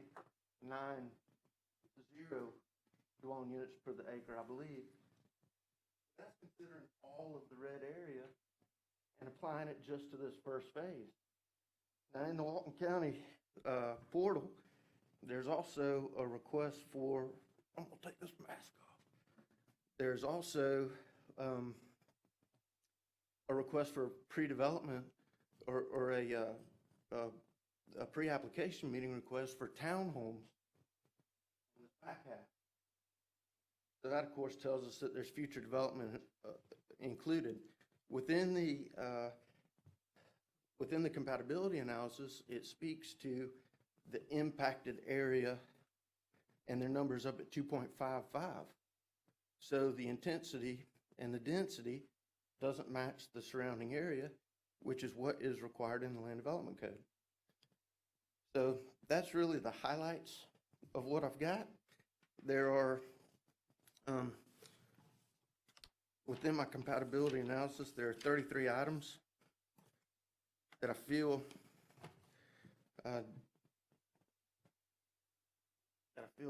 do not meet the Land Development Code. The lot sizes, as designed, are significantly smaller than the immediate developed meets and bounds properties. Kind of run through a couple of those acreages. there is one home on 3.28 acres. There's one home on 1.78 acres. My home is a compilation of two properties that totals 1.1 acres. There's one on 2.55 acres, 1.31 acres, 0.76 acres, and the smallest one, Ms. Margie, is at 0.47 acres, nearly a half acre lot. Now, there's some other undeveloped lots that looks like it was done as a lot split or something. Mr. Pearson owns those. Those are located there. Those are 0.51 acres. When you take a look at the average of the lot size there of the proposed development, it's 84% smaller than the immediate surrounding properties, what I've called estate style lots. One of the reasons I bought back here is I anticipated development. It's a beautiful area, but developed as estate style, larger homes, larger property lots. It seems that those type of developments are fleeting. And this area, in my opinion, is perfectly suited for that.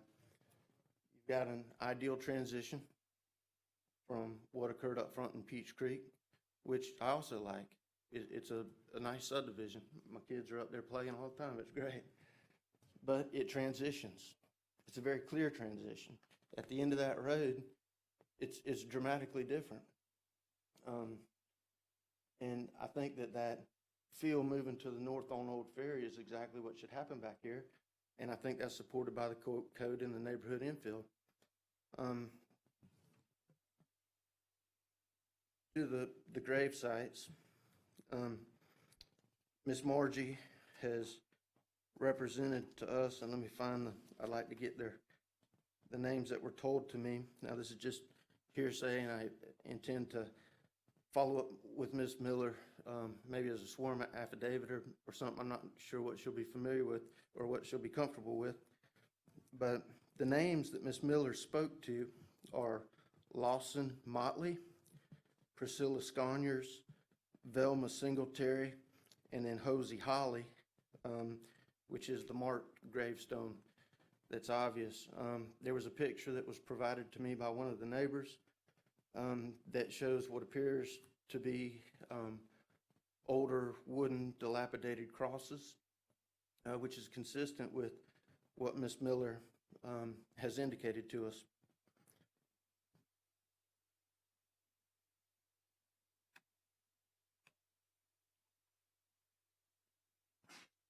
If you take a look at page 3 of the report that I provided,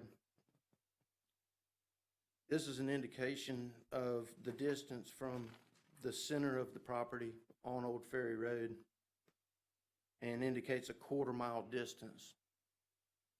And the reason that I'm showing that is to show that the majority of the impacts within a quarter mile are much larger lots than what occurred in Peach Creek. Now, that quarter mile does extend into Peach Creek. Frankly, I think it's appropriate to take a look at Peach Creek because it all is interconnected and really functions as a big neighborhood. A lot of the people from the neighborhood love to walk their dogs down the old part, what I'm gonna call the old part of Old Ferry Road, because it's enjoyable. You know, there's woods and trees and people enjoy that. But the most adjacent properties have established a neighborhood pattern in that area, and it should be held, and it should be considered, and it should be considered more heavily. Can you point out where your parcel is on the map? I'm here. 2 parcels that I combined. The reason that I went out there and I probably paid too much for the property out by the road was because I didn't want another house out there. I wanted to combine the 2 properties and fit in with my neighbors, the larger lots. My lot is 85 feet wide, and I'm the skinniest lot back there. In the compatibility analysis, I speak to the lot widths, the lot depths, and there's a significant difference from the size of the lots, the orientation of the lots. One of the most dramatic Differences is the front setbacks. That's item 16 on my list of items that need to be considered. Mr. Barrett's property, which is here, southern neighbor, his house is set 89 feet off the road. My house, one property to the north that we pointed to a while ago, 237 feet off of the road. Mr. Enfinger, who spoke earlier, this is their property. And Mike and Debbie Enfinger live in the rear parcel. Their son lives up on the front parcel. So there's two parcels there and two houses. The front house is set 85 feet off the road. Mr. Enfinger in the back is 217 feet in the road. The closest home to the right-of-way is Ms. Miller, and she's at 27 feet. Mr. Thomas, which is the northernmost orange piece, that kind of triangle piece, he's 160 feet off the road. Now, if you come back up on the east side of the road on the orange parcel, there is a shed across. Mr. Barrett is the bee guy. He does a lot of the bees around the state forest. He's been back here on this property forever. But on the east side of Old Ferry, he's got an old shed that's 80 feet off the road, and then back behind that is another structure that's 438 feet off the road. So my point being is, it's not just about density and intensity. It's not just about lot size. In the code, it speaks to building orientation, setbacks, buffering. While the increase in the buffer in the revised submittal, and I call it the revised submittal because it was different from what was spoken to at the community meeting. At the community meeting, there was only one property spoken to on the west. When the project came through, they also included the property on the east side of Old Ferry and connected directly to Old Ferry. And so they added some acreage from what was discussed at the community meeting. Today they withdrew that part of it, hopefully to be more consistent to what we talked about. The reduction in the lot on the west side of the road and the increased buffer is very much appreciated, but I think they're missing the mark. I feel that they need to take a step back and consider this area a larger estate-style development. Item 14, the compatibility analysis states that all four sides of the development will be buffered. However, they didn't speak to the buffering on Old Ferry Road. Based on the established development patterns on the north side, the tremendous setbacks, and the natural vegetation that is there, I think that needs to be addressed before that east side of the road is developed with direct access to Old Ferry Road. The location of the lift station is likely to cause discernible odors. The technology with lift stations is tremendous. Frankly, we don't get a whole lot of smell out of lift stations as a civil engineer, but it is a concern. The reason it's a concern is because the location of the lift station is within 5 feet of the right-of-way. So it's as close as possible to the right-of-way for this service. I think they have the opportunity to pull that back off of the right-of-way so that everybody doesn't have to walk by it when they're walking their dogs back in the back section there.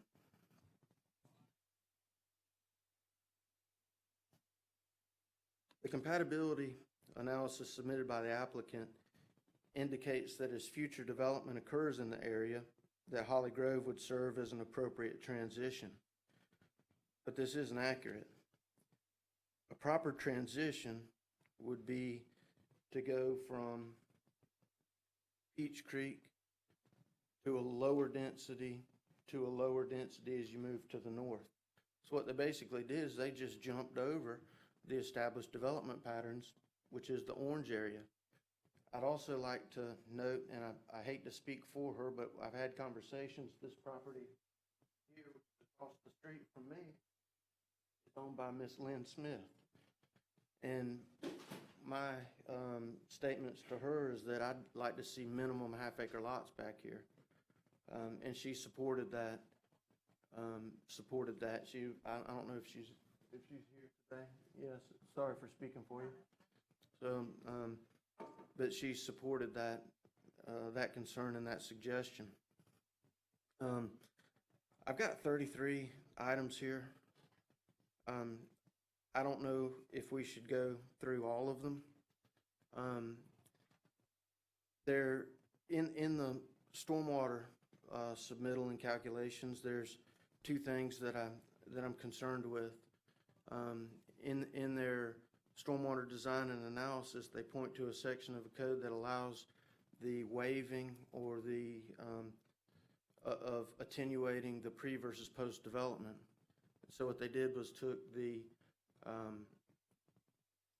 1-inch volume and held that, but they did not analyze the pre versus post attenuation of the critical storm event.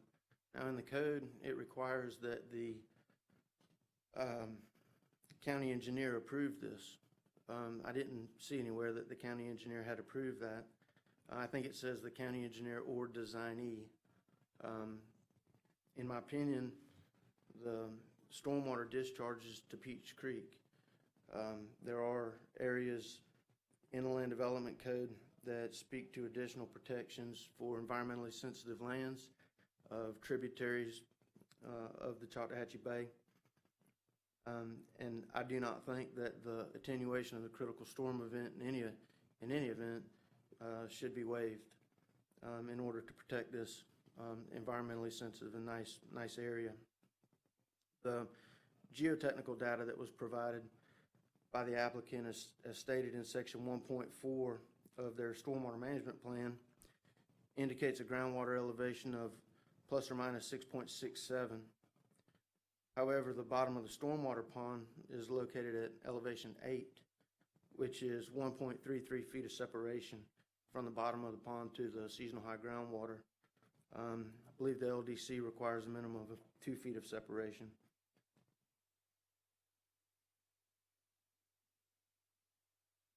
It's unclear from the submittal data that the existing lift station in Peach Creek is sufficient to accommodate the additional sanitary sewer flow from the subdivision. I know that's not a county system, that's a regional utility system. I know that things can be done in lift stations, but I didn't see that. What was submitted to the county, it was not a full set of plans. A lot of the water and sewer details and sheets were not included in the plans. One of the reasons that that's a concern is the portion that was submitted on the southeast portion of the property is a lift station. Coming out of that lift station is a 2-inch force main. The 2-inch force main is shown going west across Old Ferry Road and then heading south, presumably to tie in either to terminal manhole down there in Peach Creek or down to the existing Peach Creek lift station. I don't imagine they'd run it that far, but be that as it may, that force main as shown is outside the limits of the right-of-way of Old Ferry Road. And to my knowledge, there's no easement on the west side. That would be a force main that's coming across Mr. Enfinger's property there, would ultimately cross my property, and then cross Mr. Barrett's property, and then head out into Peach Creek, where I believe there is an easement up there. The archaeological exploration identified an existing grave marker of Hosey Holly. Sorry, I'm kind of jumping around on my list here, but the report goes on to surmise, and the report says that he didn't think that there are bodies buried there, or a body was buried there. And what he said was, it seems unusual that the father would be buried in Bunker Cemetery, and less than 1 month later, the son is buried somewhere different and outside of a regular cemetery. He used that as a basis to make the statement that it is possible, I believe the exact words, I have to look at his report again, but it's possible that there's nobody buried there. I find it quite a reach for the archaeologist to determine what did or did not happen in 1898. I understand that they have a letter to relocate the grave sites. To date, to my knowledge, that letter hasn't been submitted to the county. I have high respect for Jenkins Engineering and Jamie Eubanks, and I believe that what he said is the truth, that they've gone through that and have that. But the other grave sites that Miss Margie spoke to, and I'm not sure how old she is, she's probably in her late 80s. She's been there a long, long time. If anyone knows about that, she would. In another conversation with my neighbor to the south, Mr. Barrett, Earl Barrett, he also reiterated that that people were buried more than just one. I learned today in speaking with Mr. Henfinger, and this is a lot of hearsay stuff, and I'll tighten that portion up with Ms. Miller, but there's also 16, aside from what I noted in my report, there's a possibility of 16 other bodies being buried there. On the plans, in the existing conditions sheet, I think it's sheet 03, maybe 02, they show the location of the grave, and there's just a label that says remove. As they move forward, the plans seem to assume that that's been demolished and not there, and the design plans, but you can't really tell exactly where that gravesite is in relation to the development. It was hard to do that through the PDFs. There's looks to be stormwater inlet, stormwater pipes, and sewer in that area, so it's not possible to develop this property without disturbing that area. I don't know the techniques. I've never been involved with a project that, thankfully, that included remains, but I certainly know from a moral perspective that it should be handled with reverence and with care. I know that everybody wants to get things done in a hurry, but in this case, I think we kind of need to pump the brakes on this project, particularly about the possibility of a cemetery there or burial sites. Item number 19 of my report is an important thing that I'd like some clarification on. Planning Department comment number 4 states that Old Ferry Road is required to have a 5-foot sidewalk on both sides of the road. In addition, Public Works comment number 2 states the development should provide roadway improvements along Old Ferry Road to match the typical of the southern paved section of Old Ferry Road. I think that's a good comment because it speaks to the nature and intent of compatibility. In order to meet this requirement, it is not possible without acquiring additional right-of-way.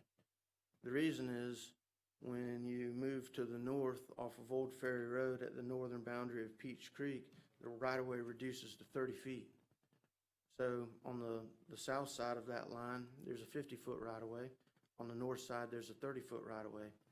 I know that the code gives provisions to pave substandard roads that are not in proper right-of-ways. However, with the requirement of 5-foot roads and to match the road cross-section within Peach Creek, the road in Peach Creek is 24 feet wide with 5-foot sidewalks on either side. That puts the total width of impervious area of asphalt or concrete at 34 feet. But you only have a 30-foot right-of-way.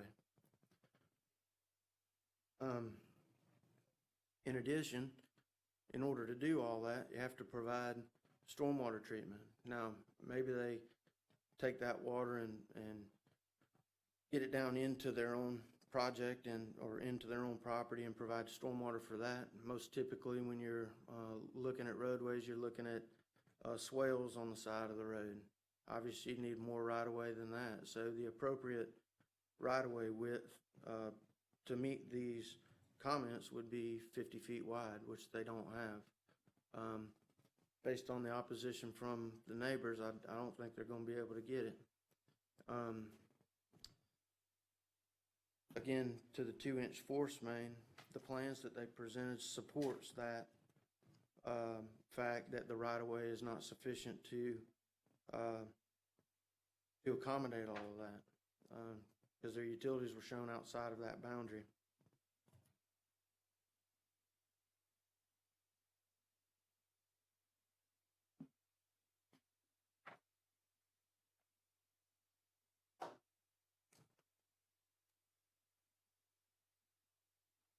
There may be some other items in my report that I didn't touch on.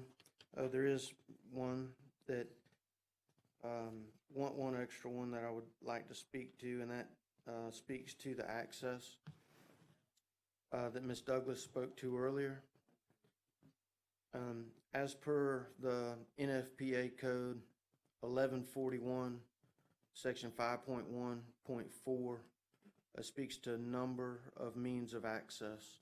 Now, I'm not a traffic engineer, so I defer to either a traffic engineer or life safety to interpret exactly what this means, but the table is pretty clear, and it states that lots from 101 lots to 600 lots requires 2 means of access. How that's determined exactly, quite frankly, I don't know. There are a lot of connections on Old Ferry Road. I know that there's only one connection at Highway 98, but again, I defer to a traffic engineer or life safety code expert on their determination. Considering all these items that need to be addressed, the potential for grave sites, the drastic difference in the development patterns of the established meets and bounds developed properties, along with the discrepancies in the density that was presented to the county versus what the density is, even including all of Peach Creek. It's my opinion that this project should be continued so that these items could be addressed. And I'd like to apologize, frankly, to the developer and the landowner. I want him to develop his property, but I think that he needs to develop it in a way that matches the existing development patterns consistent with the Land Development Code. If you take a look at the west side of Peach Creek, the quarter mile distance actually extends across Peach Creek. And while we've got a natural barrier there, you can look across the creek, and just taking a look at the map, you can see that that area also was developed with larger lots. I didn't analyze that over there. Some of the acreages that I clicked on were 0.6 acres, 0.68 acres, half acres, 0.7 acres. They're big lots, and that area is developing beautifully. It's developing with larger estate-style lots, which is what I felt that I was buying into when I bought over on the east side. Admittedly, where we live, my house included, is a little bit older. The area, I think, would do well with some revitalization, but it needs to be revitalized and developed in a way to support estate-style, larger acre lots. So with that, I'll conclude my presentation. Thank you, ma'am. Like your presentation to be entered into the record? Matthew? Like this document to be entered into the record? Yes, sir. So entered, if you could provide us an electronic copy of that, when do you think you could get it? Today. Okay, I've got it in a composite PDF. Okay, we'd appreciate that. Yes, sir. Thank you. do have a couple of questions for Jamie. If there's anyone else who wish to make a comment before Jamie comes up for his rebuttal, yes, ma'am, if you'd come to the podium. I'll be brief because I believe Mr. Parker did an excellent job at representing me and 4 acres, almost 4 acres that I own. But I also just want to be on record saying that I 100% agree with what he said and what Ms. Douglas said of the ingress and egress to 98. Thank you, ma'am.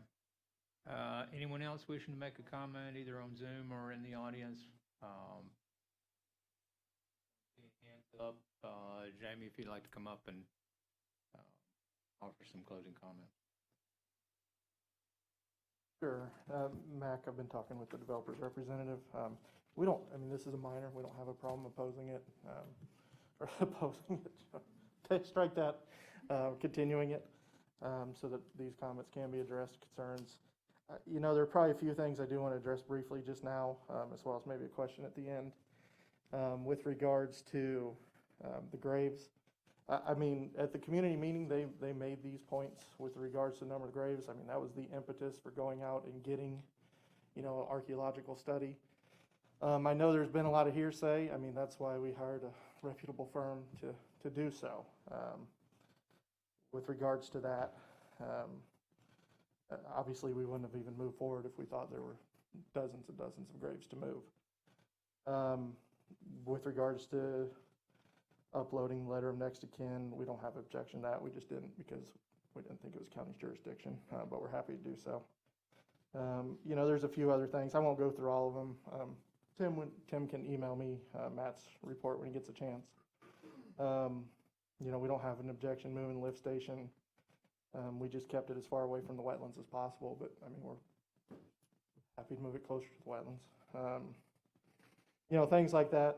With regards to the density, the 0.9 on the site plan, I mean, that is just based on the county's, how they determine density, obviously. In the compatibility, we do speak to the 2+ units per acre. That is the true density, if you will. We're not planning on clustering any of the density off of the future development parcel. You might want to show a subtable that accurately depicts what's being developed now. We will, and we did. That it's part of a larger parcel. Yes, we will, and we did in that compatibility report. With regards to the comment about the right-of-way width, 5-foot sidewalk and whatnot, I did confirm with Tim that a 5-foot sidewalk is not required. That comment was made in error. Oh, I'm going to have to overrule that. Given the pedestrian issues we have in this neighborhood, this is not an area where we're going to exempt sidewalks. It wasn't an exemption. The engineer said this was a local road. I'm going to, as a planning director, I'm going to override that. Okay.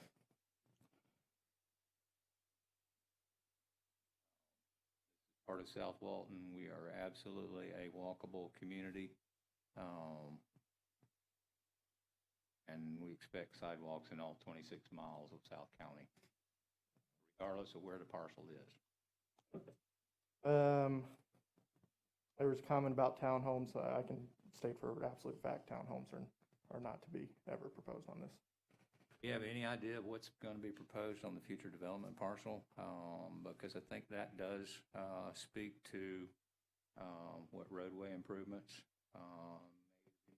now or in the future. I don't. I mean, we haven't got into any sort of full design with the developer on that. It would be similar single-family home, I would anticipate. However, developer does agree to improve the roadway.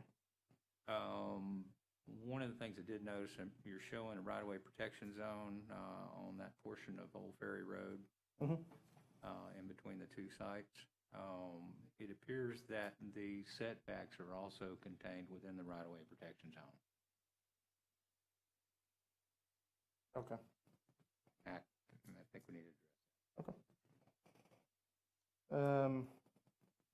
You know, again, I'll just have to look at some of the comments. I guess, to be perfectly honest, the question for staff is this boils down to compatibility. I didn't receive any compatibility comments.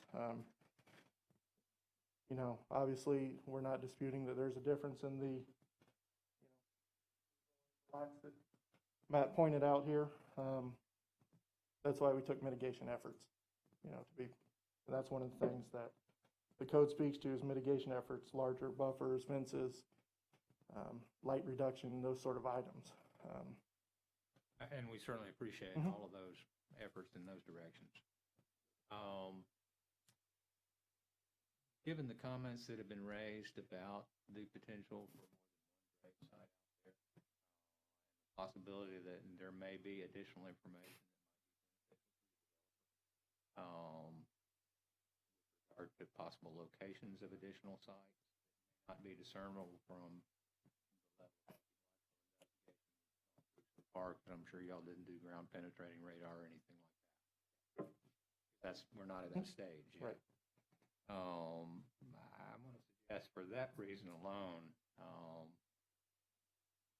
might want to spend a little more time collecting information and reviewing exact data. First thing in the world could happen was we'd be in the middle of construction and discover that, yes, some of that stuff is true. That would be devastating for the future saleability of the development. Incumbent upon the county to give the applicant the opportunity to make sure that that has been as fully investigated as it can be at this stage. Ensure that those things are not what they might be.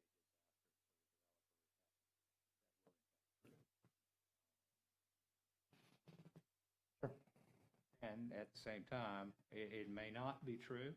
But I think we need to spend some time to see if those facts can come forward if they are facts.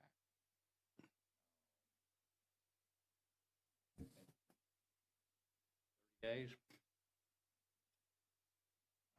Yeah. We'll get them started right away. Yeah, we don't have an objection to the continuation.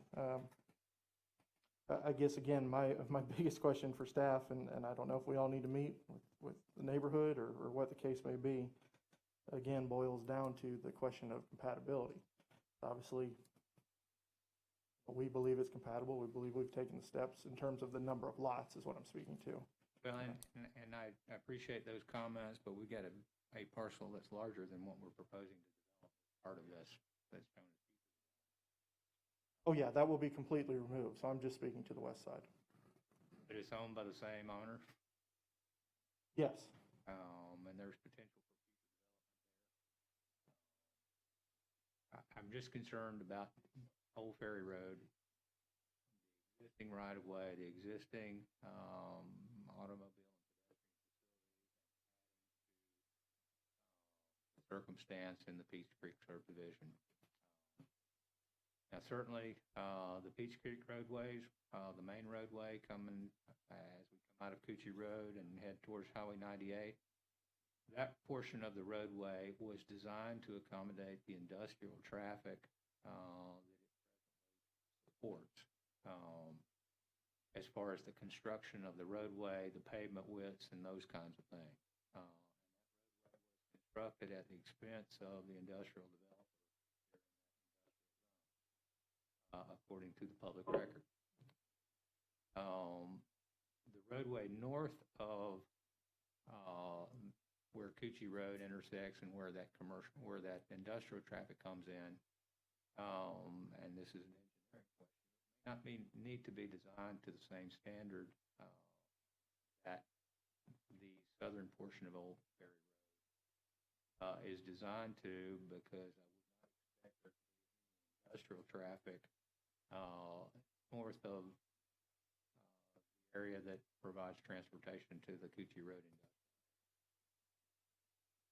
Now, granted, there is a big triangular piece of industrial property up there that is presently undeveloped. That is a heavy industrial site.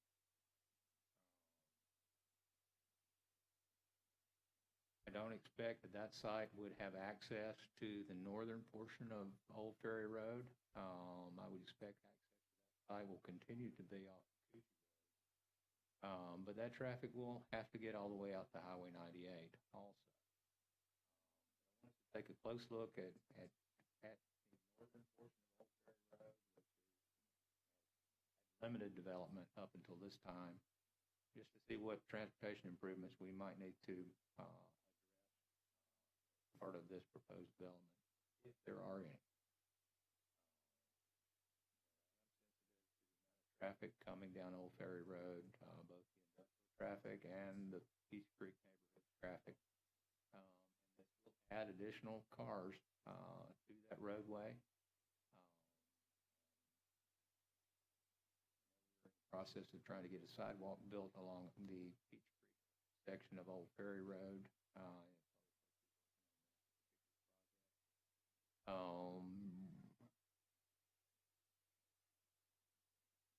So we'd like to see what pedestrian improvements we're going to propose north of Peach Creek. Certainly be willing to sit down and compatibility.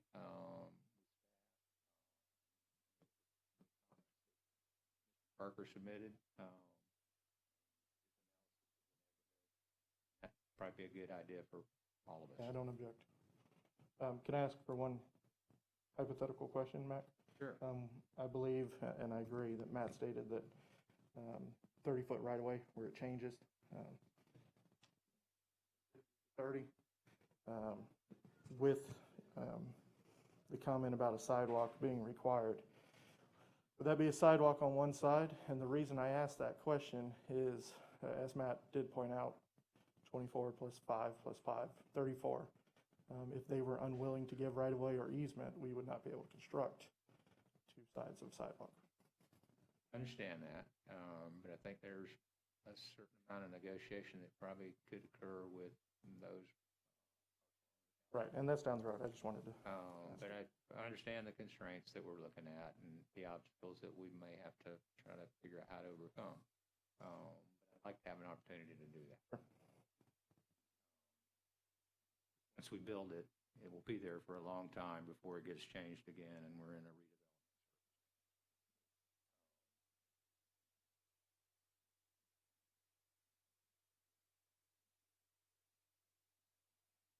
Any other comments from staff or PRC?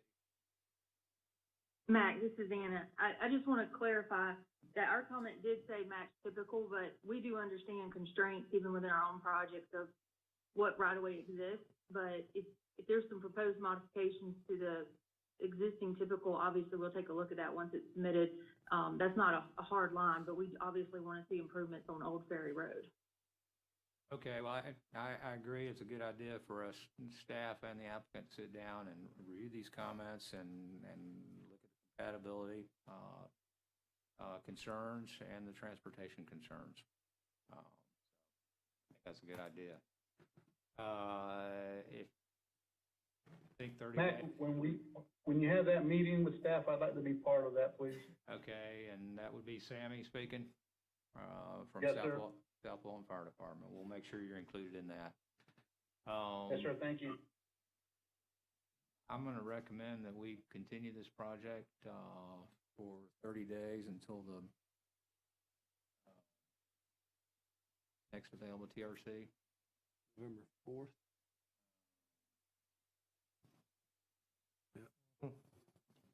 Yeah, I think it'd be November 4. So I'll go ahead and make a motion that we continue this project to the November 4th TRC meeting. We have a motion at the dais. Do we have a second? Second. Second by Sammy. Motion to continue this project to the November 4th Technical Review Committee meeting at 8:30 a.m. in this location. All in favor, please say aye. Aye. Aye. Aye. Aye. Any opposed likewise? Hearing none, this item's continued to November 4 at 8:30 a.m. in this location. Thank you, guys. Thanks, Jamie.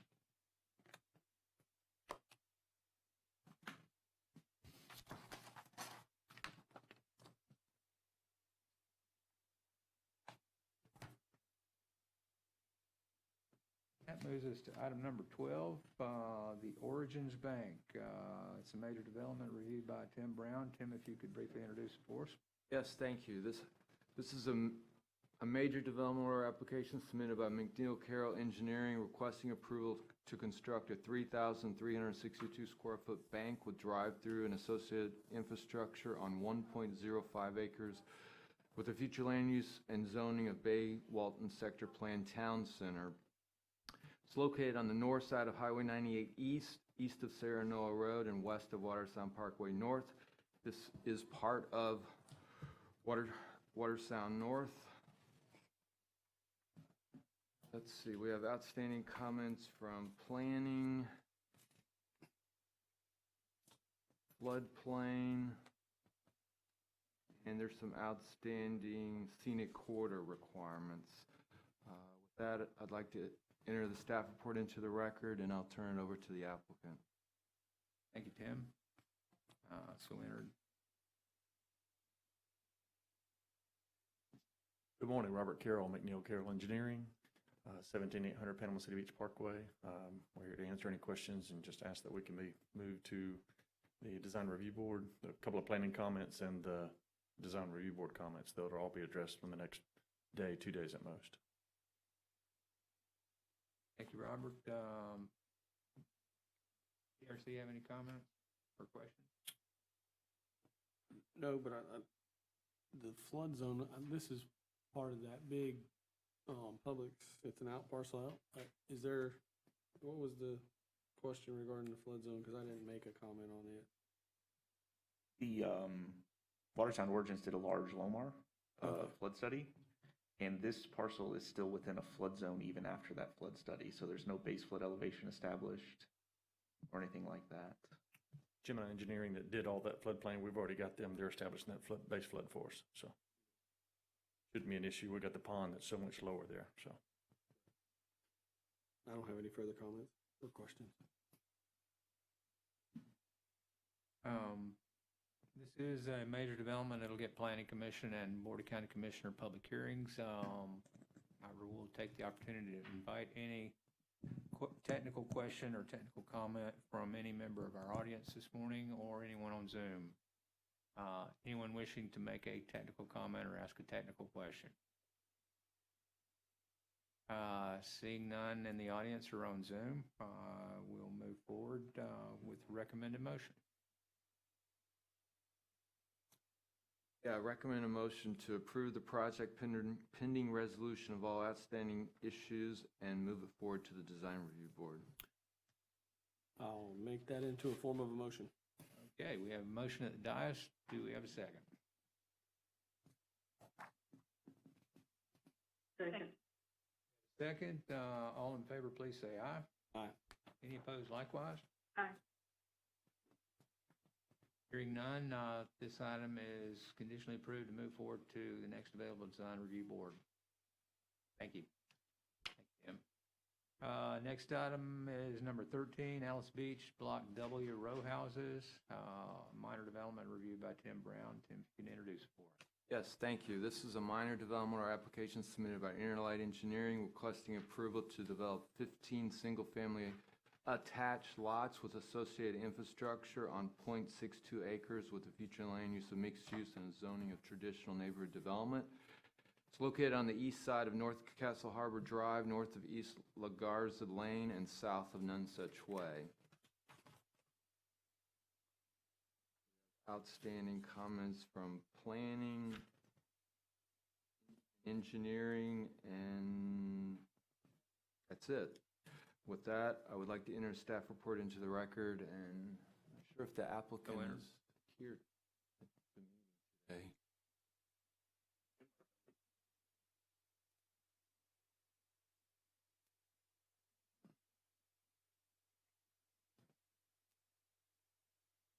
Hey, can you hear me?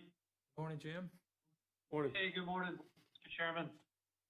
Thank you for having me via Zoom this morning. I appreciate it very much. This is a pretty simple project within the Alice Beach PUD, and pretty simple comments from planning and engineering. We've actually already addressed them all, and we'll be getting those back here very shortly to you guys. So we respectfully ask that you will move this forward to the DO stage, and if you have any questions for me, please feel free to ask. I'll try to answer those for you. Mr. Chair, one question I have. Jim, can you clarify the Lot 2 situation? Is that existing building on Lot 2? Yeah, thanks, Bill. That's, that's a backup house for George's Restaurant. They're kind of temporary buildings, and there's two options right now on the table for them. One is they may, potentially purchase Lot 2. That's why we carved it out like we did. Or more likely, that building's going to be moved, relatively soon to free up that lot as well. But, we wanted to give the flexibility there by including Lot 2 at this time. Thank you.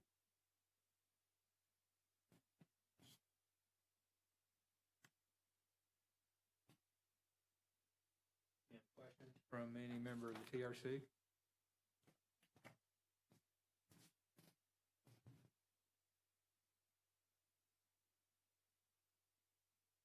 Recommended motion? Yes, recommend approving the project pending resolution of all outstanding comments and move it to the development order. So moved. We have a motion. Do we have a second?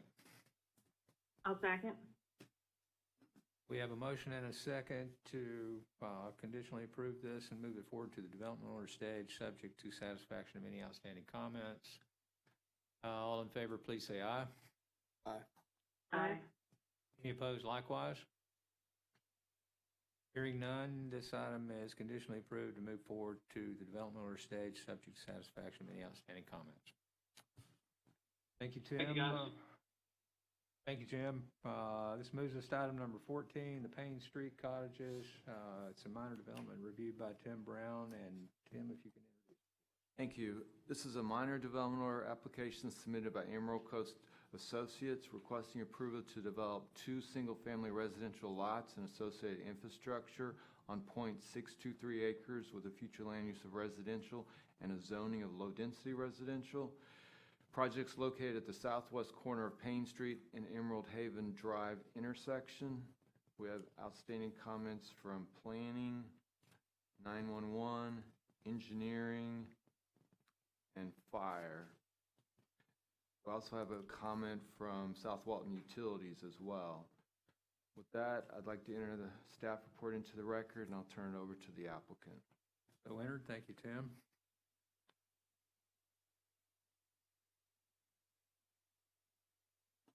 John Humphrey. I only have really one question about the sidewalk required on both sides of the proposed street. It's mainly a proposed roadway for the shared access for the north lot and access for the south lot. That sidewalk would only serve the south lot, and it doesn't actually provide any use. We do have a proposed sidewalk along Payne Street on the southern side of it, on the north side of the property. We see that there is no need to put sidewalk along the proposed roadway. Provide an exemption for that? It will not extend further south past that southern lot.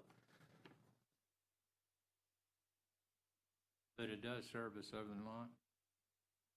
The proposed roadway, yes, it's a shared access. That's the main intent of the roadway. The original design was to make it a flag lot, but the county will not let you put stormwater in an easement within properties, so it had to be turned into common area.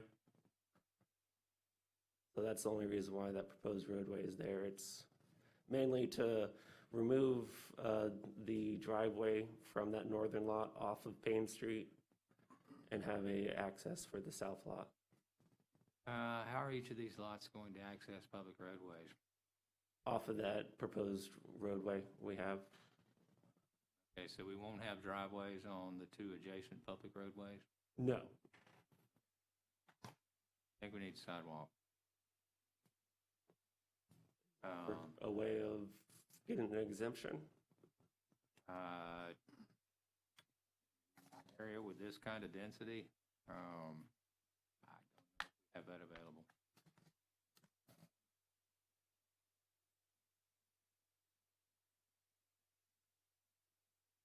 Especially given where these are, they're likely to be short-term rentals at some point. Mr. Chair, is the roadway proposed going to be a private roadway? Is there going to be a Yes. small HOA between these two lot owners? There will be, yes.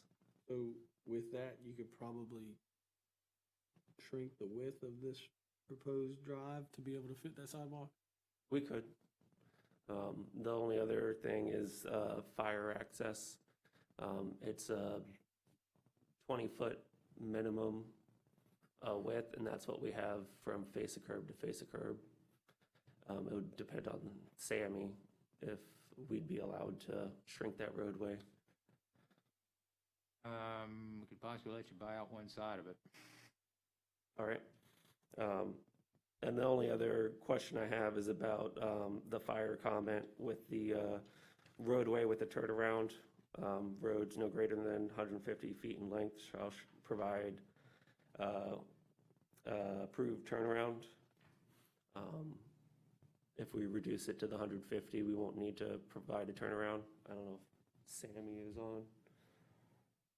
Sammy still on with Yeah, us? what I measured yesterday was well over 150 foot, so. Yeah, it's If you 184. want to talk offline, we can do that, Sean. Okay, I'll give you a call. Okay, thank you. Thank you. Other than that, that's all my comments. We just want to move forward to approval based on completion of these comments.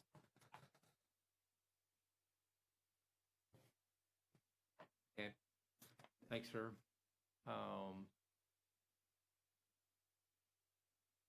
Tim, what do we want to do?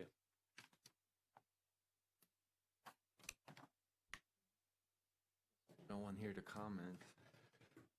Yes, well, I guess we'll take a moment to open a public hearing since this is a minor development. Anyone on Zoom or anyone in the audience wishing to make a public comment? Seeing no one in the room and there's no one on Zoom and other than the TRC members at the moment, close the public hearing and entertain and recommend a motion. Recommended motion to approve the project pending resolution of all outstanding comments and move it forward to the development order. I'll make that into a form of a motion. Thank you. We have a motion to conditionally approve subject to outstanding comments and move forward to development order stage. Do we have a second?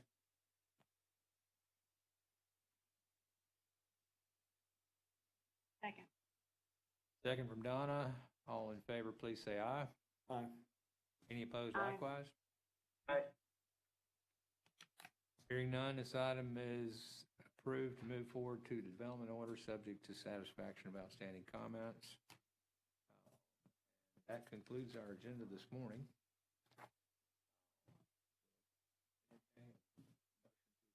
Motion to adjourn. Second, and all in favor, please say aye. Aye.